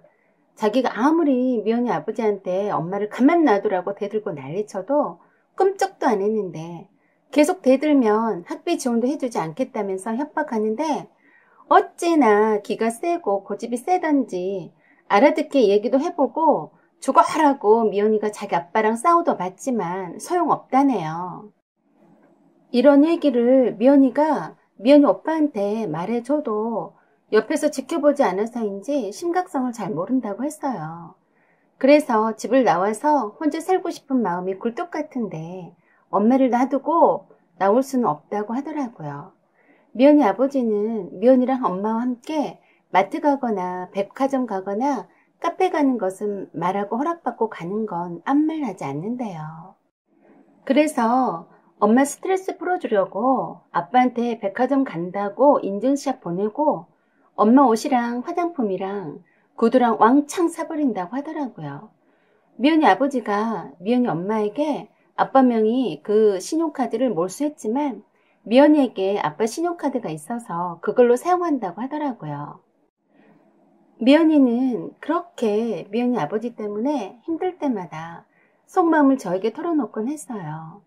그러던 어느 날 여름방학 때 미연이가 서울에서 오빠가 내려왔다면서 오빠를 소개시켜 주겠다고 했습니다. 익히 들었던 S대 다닌다는 미연이 오빠였죠. 밥 한 끼 사준다고 해서 만났는데 미연이 오빠의 절친인 고등학교 동창 2명과 함께 왔더라고요. 함께 온 미연이 오빠 절친 2명도 S대는 아니어도 명문대 재학 중이라고 했습니다. 그 중에 한 명이 오빠와 같은 학교에 재학 중이어서 관심이 갔어요. 그냥 친한 친구의 오빠로서 밥 사주는 거라서 부담 없이 편하게 얘기도 하고 볼링도 치면서 스스럼 없이 친해지게 되었어요. 사실 미연이는 제가 아주 마음에 들어서 미연이 오빠가 아직 뚜렷이 사귀는 여자친구가 없는 것 같아서 은근슬쩍 나와 엮어주려 했었던 것 같아요. 그런데 미연이 오빠는 여동생 친구라서 쑥스럽기도 해서 절친 2명을 불렀다고 했습니다. 미연이 오빠는 아직 어린 나이인데도 불구하고 앞머리가 대머리처럼 이마가 광활했어요. 사실 대머리라고 할 것까지는 아니었지만 좀 나이 들면 금방 대머리가 되겠더라고요. 사실 전 대머리를 별로 좋아하지 않았거든요. 그냥 싫더라고요. 그래서 좀 실망이 되었습니다. 평소에 외모는 중요치 않다고 생각한 터였지만 싫은 건 싫은 거더라고요. 미연이는 자꾸 자기 오빠랑 엮어주려고 하는데 저는 그닥 끌리지 않았어요. 대신에 오빠랑 같은 학교에 다닌다던 사람이 마음이 더 갔습니다. 그렇게 해서 만난 사람이 서민호였습니다. 친구가 민오빠라고 불렀기 때문에 저도 따라 불렀습니다. 민오빠도 첫 만남에 제가 인상적이었다고 하면서 그 후에 따로 연락이 와서 쭉 만남을 이어나갔습니다. 대화도 잘 통하고 다정다감해서 참 좋았어요. 무엇보다도 오빠랑 같은 학교 재학생이라서인지 더 친근하게 느껴졌어요. 처음엔 미연이 몰래 만나다가 자꾸 미연이가 자기 오빠랑 연결시켜주려고 애쓰길래 민 오빠랑 사귀고 있다고 말했더니 많이 아쉬워했었습니다. 거의 매일같이 만나서 시간을 함께 보내다가 드디어 방학이 끝나고 민 오빠는 학교로 올라갔습니다. 그렇게 학기 중에는 전화와 톡으로 서로 사랑을 키웠고 방학 때 여행도 하면서 함께 시간들을 보내면서 5년 가까이 연인 사이로 지냈습니다. 그동안 친오빠한테는 사귀는 사람이 있다라고만 말했을 뿐 자세히는 말해주지 않았어요. 친구들하고 여행 간다고 속이고 민오빠랑 몰래 여행을 다녀오곤 했기 때문에 들통날까 봐서 남친의 얘기를 일부러 많이 안 했습니다. 결혼말이 오고 가면 하려고 했었죠. 제가 학교 졸업식 할 때 민오빠가 제 남자친구라고 정식으로 저희 부모님께 인사드렸었고 친오빠는 졸업식 때 사정이 생겨서 오지 못해서 남자친구를 보지 못했습니다. 그때 처음으로 제 부모님께 친오빠랑 같은 학교에 다닌다고 말씀을 드렸어요. 그래서 엄마도 첫인상을 아주 좋게 보셨습니다. 민오빠 졸업식 때도 민오빠 부모님께 자연스럽게 인사를 드리고 싶어서 벼르고 별렀었는데 하필 민오빠가 취업하려던 곳에 면접이 겹친다고 해서 졸업식에 참석을 못하게 되었습니다. 그 뒤에 민오빠는 꽤 괜찮은 회사에 다니는 걸로 알고 있었는데 회사에 다니는 것이 적성에 맞지 않는다면서 PC방을 차린다고 했습니다. 저는 민오빠랑 결혼까지 생각하고 있었기 때문에 이왕이면 안정적인 회사에 다니기를 원했는데 굳이 사업은 빨리 시작해야 한다며 걱정 말라고 하더라고요. 그리고 민오빠는 PC방을 차렸다면서 개업식 겸 해서 오신 민오빠의 부모님께 저를 처음 인사를 시켰습니다. 참 인상이 좋으신 분들이었고 PC방 차리는데 적잖이 경제적으로 도움을 주셨던 것 같았습니다. 그때부터 민오빠 부모님께서 나서서 결혼을 적극 밀어주셨어요. 그래서 민오빠가 운영하는 PC방에서 성대한 프로포즈를 받았고 약혼 반지 겸 해서 커플 반지를 끼면서 결혼을 서로 약속했습니다. 그리고 정식으로 저희 집에 결혼할 사람으로서 인사를 하러 왔습니다. 그때 처음 친오빠와 대면하게 되었고 민오빠는 친오빠 1년 선배였어요. 서로 같은 학교 선후배가 아니라 친오빠가 엄청 깍듯하게 맞이해 주었습니다. 모든 일은 순조로웠고 저희 부모님도 마음에 들어 하셨어요. 그래서 상견례 날짜도 잡아놓은 상태였어요. 그때쯤에 미연이에게서 연락이 왔습니다. 미연이 엄마랑 쇼핑몰을 해본다면서 서울로 올라갔어요. 처음엔 미연이 아버지랑 떨어져 있고 싶어서 그곳일로 미연이 엄마랑 아빠 빼고 따로 이사했는데 귀엽고 아빠도 따라왔다고 하더라고요. 여전히 미연이 아버지의 그늘에서 못 벗어나고 있다면서 푸념하더라고요. 졸업 후 서로 바빠서 통 연락도 못했는데 미연이는 그동안 많이 예뻐졌더라고요. 더 여성스러워졌긴 한데 살이 엄청 많이 빠져서 쇼핑몰을 엄마랑 함께 하면서 많이 힘들었었구나 하고 생각했습니다. 저는 오래간만에 만난 미연이가 너무 반가워서 손을 잡고 팔짝거리며 좋아했는데 미연이는 어딘지 모르게 어색한 표정이었어요. 뭔가 하고 싶은 말이 있는데 진지했습니다. 좀 의아해서 물었어요. 미연아, 오늘 너 분위기가 좀 다른데? 무슨 일 있어? 했더니 조용히 입 다물고 있다가 말을 꺼냈습니다. 사실 나 쇼핑몰도 엄청 바쁜데 일부러 너한테 할 얘기가 있어서 왔어. 어? 그래? 무슨 말인데? 그러면서 어렵게 말을 꺼냈어요. 민호 오빠랑 결혼할 거냐고요. 그래서 별 싱거운 거 다 물어본다고 했습니다. 아니 그럼 그렇게 오랫동안 애인 사이였는데 결혼하는 거 당연한 수순이 아니냐고 했어요. 그랬더니 자기가 하는 말을 들어보고도 하고 싶은 생각이 들면 하라고 말리지 않겠다고 하더라고요. 민 오빠는 미연이가 처음부터 좋아했던 첫사랑이라고 했어요. 처음에 미연이 친오빠를 소개시켜 준다고 할 때도 민 오빠를 보고 싶어서 함께 입고픈 마음에서 시작되었다고 했습니다. 민 오빠도 그 당시에 미연이랑 썸 타는 정도여서 설마 하니 저랑 민 오빠가 서로 사귀게 될 정도로 발전할 줄은 생각지도 못했다고 했어요. 미연이는 제가 미연이에게 민 오빠 얘기를 할 때마다 속이 많이 상했지만 대놓고 말을 할 수는 없었다고 했습니다. 그러다가 서울로 올라와서 친오빠와 함께 민 오빠를 자주 만났는데 예전에 그 감정이 다시 살아나서 민 오빠가 만나자고 연락이 오는데도 거절 못하고 만났다고 했습니다. 처음에는 오빠 친구로서 몇 번 만나서 술도 마시고 가끔씩 밥도 사줬는데 점점 사랑의 감정이 커져갔다고 했어요. 친오빠의 친구이기도 하지만 내 절친의 애인인데도 불구하고 계속 만났다면서 그때는 저한테서 떠나서 미연이한테로 돌아오는 줄 착각했다네요.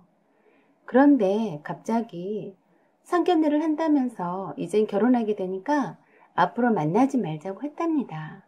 그리고 저를 사랑한다고 하면서 절대 따로 만난 사실을 비밀로 해달라고 부탁하더랍니다. 그 말을 들은 순간 믿을 수 없어서 한참을 멍하니 말을 한마디도 할 수 없었습니다. 그런데 거기에다가 또 한 가지 제가 모르는 사실을 알려준다는 거네요. 민 오빠는 명문대 출신이 아니랍니다. 인서울 삼류대학 출신이라고 했어요. 미연이도 처음에는 몰랐다가 나중에 친오빠가 말해줘서 알게 되었다고 했어요. 그냥 세 친구 중에 2명은 명문대 출신인데 민 오빠만 명문대가 아니라서 그냥 대충 거짓으로 말한 거라고 했다는군요. 그래서 미연이도 명문대 출신인 줄로만 알았기 때문에 저에게도 그렇게 말한 거라고 했습니다. 저는 그 말에도 충격받았습니다. 미연이 말이 사실이라면 프로포즈 할 때 최소한 밝혔어야 하는 게 아닌가 싶었어요.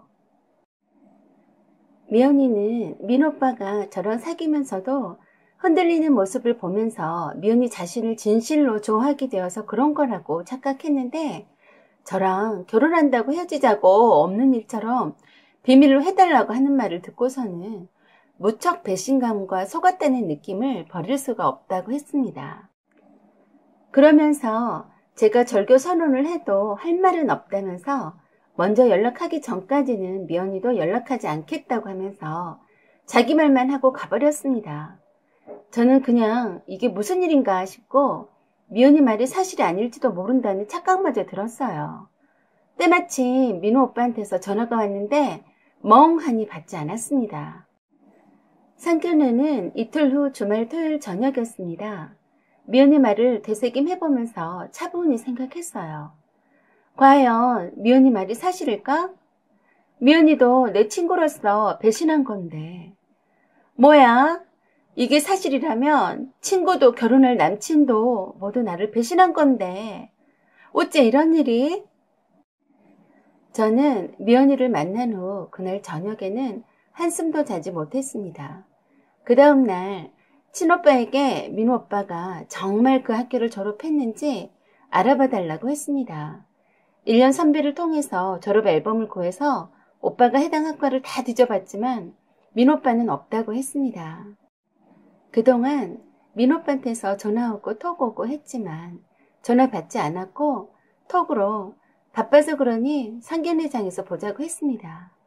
상견례장에는 친오빠와 저 이렇게 단둘이만 참석했습니다. 조금 늦음하게 도착했더니 민오빠 부모님과 여동생이 미리 와 있었습니다. 상견례장으로 들어가니 모두들 일어나서 반기더군요.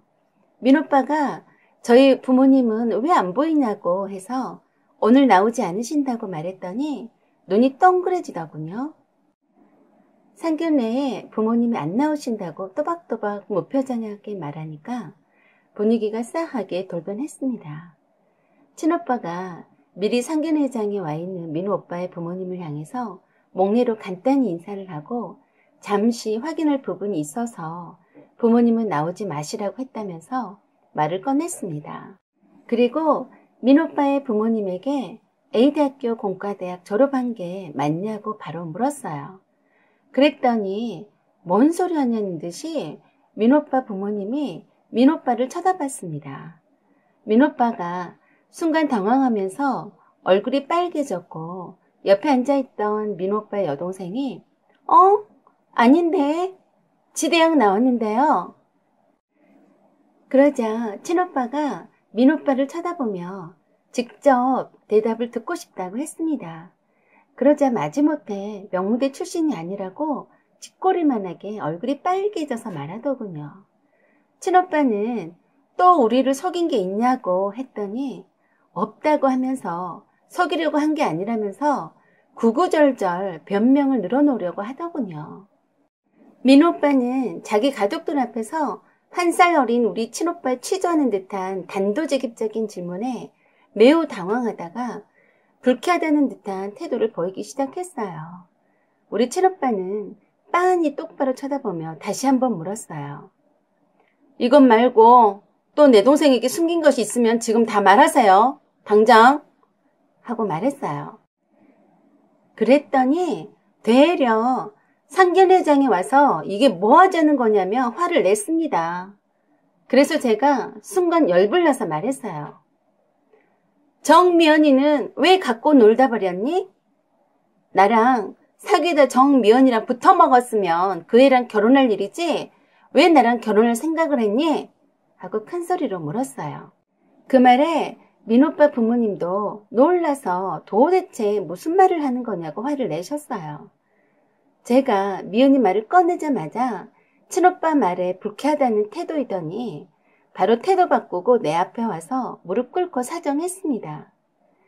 미연이랑은 아무 사이도 아니라고요. 그냥 스쳐 지나가는 사이였다고. 그 애가 먼저 꼬셨다고. 저는 치밀어 오르는 분노를 더 이상 참을 수 없어서 무슨 힘이 생겼는지 테이블 들어서 엎어버렸습니다. 테이블 위에 있던 물잔이며 유리컵이 무릎 꿇고 있는 민호 오빠에게 떨어졌고 너무 뜻밖으로 제가 화를 내는 것에 놀랐는지 뒷걸음질까지 치더라고요. 저는 똑바로 다가가서 주먹으로 얼굴을 한 대 쥐어 박았습니다. 민호 오빠 부모님과 여동생은 깜짝 놀라서 어리벙벙한 표정인데도 아들을 내가 쥐어 박으니까 그래도 자식이라고 말리더라고요. 어디 감히 내 친구를 건드려? 이 쌍꺼지 중에 쌍꺼지가 여기 있었네. 한 번만 더 내 눈앞에 나타나기만 해봐라, 이 나쁜 새끼. 민오빠는 진짜 쌍꺼지꼴로 바닥에서 내가 무서워서 일어나지도 못하고 눈만 꿈뻑꿈뻑 하길래 이 거지 새끼야 눈 내리 안 깔아? 앞으로는 함부로 내 눈앞에 나타나지 마라. 나한테 죽을 줄 알아. 하고는 바로 나와버렸습니다. 오빠가 뒤따라오면서 잘했다고 하면서 미친 개한테 잘못 물렸다고 생각하자고 했습니다. 그 뒤론 다시는 연락하지 않았습니다. 미연이도 신의를 저버렸으니 앞으로 볼 일이 없을 것 같습니다. 학교 간판을 속였더라도 최소한 나중에라도 이실 짓고 했으면 넘어갈 수도 있는 문제이지만 내 가장 친한 친구를 감히 꼬드겨서 만났다는 그 자체는 절대 용서할 수 없는 쓰레기 인성입니다. 제가 학교 간판을 따지다가 이렇게 못된 놈을 만난 것 같아요. 누구를 탓하겠습니까? 다 제 탓인 것 같습니다. 사연은 여기까지입니다. 여러분의 생각과 의견을 댓글로 남겨주세요. 구독과 좋아요 그리고 알림 설정 부탁드립니다. 여기까지 시청해주셔서 감사드립니다. 좋은 날 되세요. 안녕하세요. 오만사입니다. 오늘의 주제는 사랑하는 시어머님 편입니다.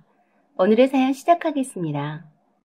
제가 결혼할 때 시어머니는 혼자 농사를 지으시고 계셨어요. 남편이 5살 즈음에 시아버지께서 돌아가셔서 시골에서 계속 농사 지으시면서 남편과 남편의 여동생을 키우셨다고 해요.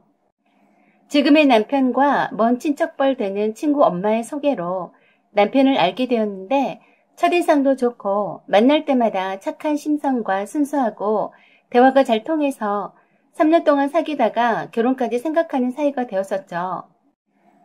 소개받을 때부터 홀어머니가 농사 지으면서 어렵게 키우셨다는 말을 들었지만 생각보다 너무 어려운 환경이어서 깜짝 놀랐더랬습니다.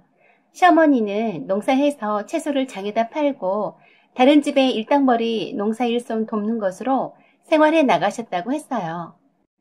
시골 동네에서만 사셔서 세상 물정도 잘 모르시고 오로지 자식만 바라보고 하루하루를 사셨다고 합니다.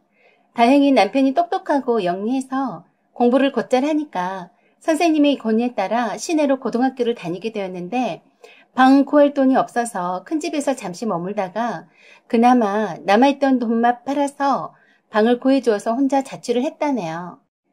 남편은 어려운 환경 탓에 일찍 철이 들었고 시어머니 속 한 번 안 썩이고 속 깊은 아들로 잘 자라주었던 것 같아요. 얼른 커서 돈 벌어서 고생하는 어머니에게 돈 걱정 안 하게 해드린 것이 꿈이었답니다.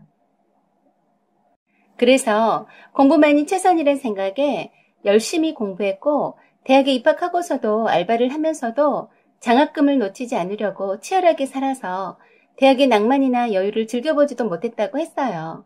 졸업 전에 건축사 시험을 합격해야 했는데 알바와 병행해서 하다 보니 첫 번째 시험에 떨어지고 그 즈음에 저를 만났습니다. 저는 그때 전문대 졸업 후 초등학교 영양사 선생님으로 근무하고 있었고요. 남편은 이미 시어머니의 매 기둥이었고 가장이나 마찬가지였어요. 여동생 학비까지 조금씩 시어머니에게 보내는 것 같았어요. 빨리 자리 잡고 돈 벌어서 시어머니와 여동생을 보살펴야 한다는 책임감에 사로잡혀 있었습니다. 그래서 제가 알바를 끊고 공부할 수 있도록 생활비 일체를 다 대주었습니다. 그러자 바로 건축사 시험 합격하게 되었고 바로 그 해에 친정 부모님께 인사시켜드렸고 곧바로 결혼을 했습니다. 결혼 비용도 모두 저희 친정 부모님이 다 해주셨고 집도 저희 부모님이 사주셨어요. 남편 기죽지 말라고 남편 앞으로 자동차도 SUV로 사주셨고 건축사 사무소도 저희 친정 부모님이 다 해주셨습니다. 그걸 아시는 시어머니는 늘 저를 보면 미안해 하셨어요. 아무것도 못해주고 미안하다고 하시면서 며느리인 저를 어렵게 대하셨습니다. 마치 저를 상점 모시듯 하셨죠. 다 쓰러져가는 누추한 시골집에 제가 행여나 불편할까봐 엄청 신경을 많이 써주셨어요. 손에 물 하나 묻히지 않게 저를 귀하게 대해주셨습니다. 부잣집 귀한 딸이 없는 집에 시집와서 이게 무슨 고생이냐며 늘 미안하다란 말씀을 하셨죠. 저는 그런 시어머니가 친정엄마처럼 따뜻해서 참 좋았고 또 새로운 어린 며느리한테 쩔쩔 맺는 듯한 모습이 너무 안쓰럽기도 했어요. 그래서 남편에게 시골집을 허물고 다시 새로 집을 지어드리자고 했어요. 남편은 정말 고맙다고 하는데 시어머니가 한사코 반대하셨습니다. 시어머니가 사는 집이 보긴 허름해 보여도 아직 살만한 사시며 건축사 사무소 운영하려면 돈 들어갈 때가 많을 텐데 싫다고 하셨어요. 건축사 사무소 차리는 비용이나 결혼식 비용도 그리고 집도 모두 저희 친정 부모님의 도움이 있었던 터라 염치 없다고 마다하셨죠. 하지만 제가 손주들도 생기면 집이 넓어야 하고 화장실도 바깥에 있고 재래식이라서 집을 다시 지어야 한다고 했습니다. 그래서 시골집을 허물고 남편이 설계한 아담하고 실용적인 집을 떡하니 지어드리니 동네 이웃분들이 많이들 부러워하셨습니다. 친척분들도 며느리가 잘 돌아와서 집안 일으킨다고 칭찬을 많이 하셨어요. 시어머니도 얼마나 동네분들에게 며느리 자랑을 많이 하시는지 몸둘 바를 모르겠더라고요. 그렇게 해서 집을 지어드리고 간단하게나마 동네 어른들을 모시고 집들이 겸 잔치를 했습니다. 옆 동네에 계신 친척분들도 다 모셨어요. 시어머니는 화장실이 안에 있어서 바깥으로 나가지 않아도 된다고 좋아하셔서 비데까지 설치해드렸네요. 기존 살림살이 다 바꾸고 가전제품이며 세간살이까지 집과 어울리게 모두 다 세팅을 해놓으니 정말 내 집처럼 정이 가더군요. 저희 친정 부모님이 집들이 선물로 대형 냉장고를 해주셨습니다. 남편과 함께 수시로 와서 집 짓는 상황을 지켜봐서인지 애착이 많이 가는 시골 주택이 되었습니다. 아무렇게나 텃밭이 있던 마당 한켠에 예쁜 화단도 만들어서 꽃도 심어놓고 비 오면 질퍽거리던 앞과 뒷뜰에도 자갈을 깔고 징검다리도 놓아드렸습니다. 남편과 저는 시골집이 변하는 모습에 감동받아서 더욱 신나게 시골집 마당 주변을 이쁘게 가꾸었어요. 처음 입주해서 시어머니가 주무시던 날 밤에 시어머니는 제 손을 잡고 고맙다고 우시더군요. 그러시면서 나는 됐으니 이젠 친정 부모님께 잘해드려라 라고 당부하시더라고요. 암튼 저는 이웃분들이나 주변 분들이 집을 너무 잘 지었다고 칭찬해 주시니 정말 뿌듯했습니다. 남편이 설계해서 건축한 집이고 저희 땀과 정성으로 가꾸어진 집이라서인지 매우 애착이 가는 집이었습니다. 동네 어른들의 입소문을 타고 이웃 동네 분들도 집 구경하러 오시곤 했습니다. 급기야 주말엔 동네 어른들 자녀분들과 함께 집 구경하러 오기도 하고 소문 듣고 왔다면서 저희 남편에게 집을 지어달라는 요청이 쇄도하기 시작했습니다. 그렇게 입소문을 타고 남편의 건축사 사무소는 조금씩 성장해 갔습니다. 시어머님은 너무나 행복해 하셨고 저와 남편을 항상 자랑스러워 하셨습니다. 남편의 꿈이 돈 많이 벌어서 시어머니를 호강시켜 드리는 거였는데 한 발짝씩 그 꿈을 이루어가고 있으니 저도 흐뭇하고 좋았어요. 그런데 작년 가을부터 시어머님이 허리가 아프다고 하셨다고 했어요. 손아래 시누이가 말해주어서 알게 되었어요. 제 앞에서는 아프다는 말씀을 전혀 하지 않으셔서 몰랐었고 아가씨가 한 번씩 얘기해 주었는데 막상 시어머님은 괜찮다고 하셔서 그런가 보다 하고 지나셨었네요. 항상 시골집에 내려가면 시어머님이 주방일도 열심히 하시고 반찬도 돈 맡아서 다 해놓으시고 저는 손 하나 까딱하지 않도록 하셔서 괜찮다는 말씀에 정말 괜찮은가 보다 했었네요. 저희 친정 부모님도 아직 허리 아프시거나 한 걸 못 봐서 별 대수롭지 않게 생각했었습니다. 그런데 어느 날 아가씨가 울면서 전화가 왔습니다. 시어머님이 하반신이 마비가 와서 거동을 못하신다고 연락이 왔답니다. 급한 대로 독립분 도움으로 다니시던 병원 응급실에 있다고 합니다. 그동안 시어머니가 절대 말하지 말라고 해서 말하지 않았는데 척추협착증으로 병원에 다니시고 계셨고 통증이 심해져서 석 달 전에 통증 주사까지 맞았다고 했습니다. 아가씨는 시어머님이 하반신 마비가 왔다는 말에 충격을 받은 듯 많이 울었습니다. 급하게 시어머님이 계시는 병원에 내려갔어요.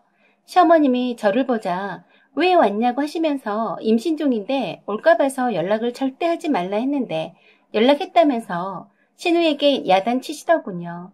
일단 검사 후 의사 소견을 들으니 척추협착증 수술을 시급히 해야 하는데 염증 수치가 너무 높아서 곧바로 수술을 할 수 없다고 했습니다. 항생제를 투여해서 염증 수치를 낮추어야 수술이 가능하다고 하더군요. 신속히 수술을 해야 하지만 수술 후 경과가 좋을 수 있다고 하면서 수술이 늦어지면 최악의 경우 하반신 마비가 계속될 수도 있다고 했습니다. 그리고 이것저것 보호자 사인을 받더라고요.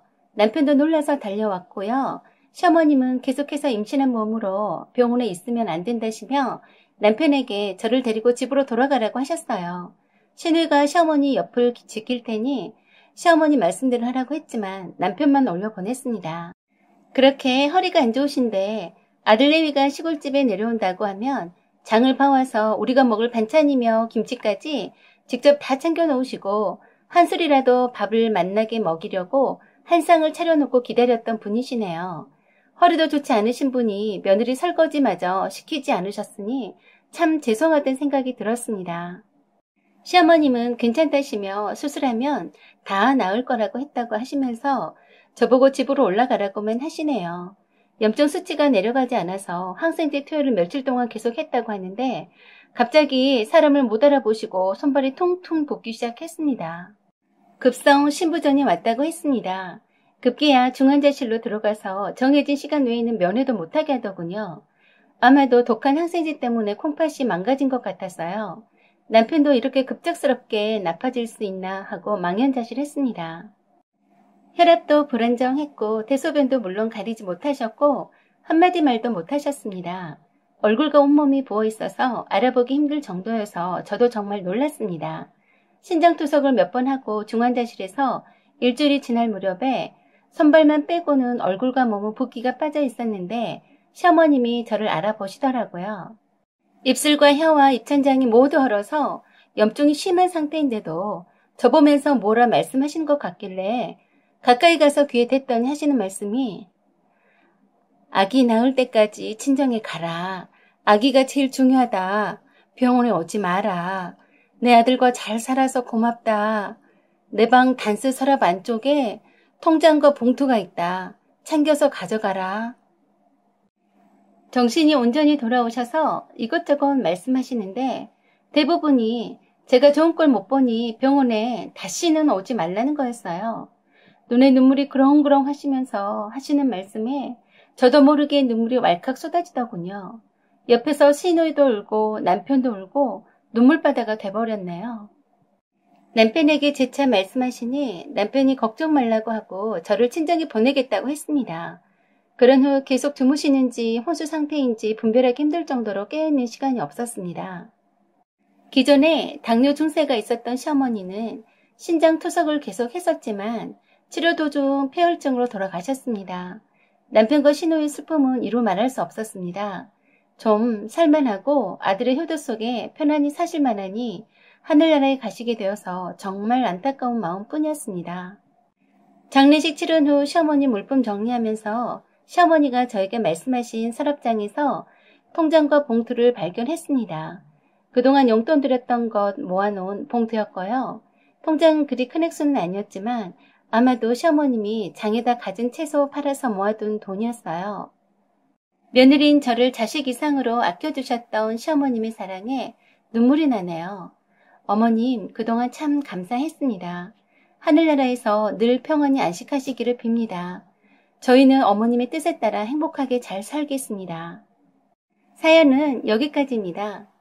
부모님의 건강을 미리미리 챙겨드려야 할 것 같습니다. 특히 무분별한 항생제 투여나 감기약 등 해열제 복용은 유의해서 드셔야 할 것 같아요. 나이 드실수록 간이나 신장 기능이 약하기 때문에 쉽게 건강이 나빠질 수 있는 것 같습니다. 특히 신장은 한번 나빠지면 회복하기 어렵다고 합니다. 해열제나 진통제 복용으로도 나빠질 수 있다고 하니까 꼭 필요한 만큼만 복용하시기를 바랍니다. 여기까지 시청해주셔서 감사드립니다. 늘 건강하세요.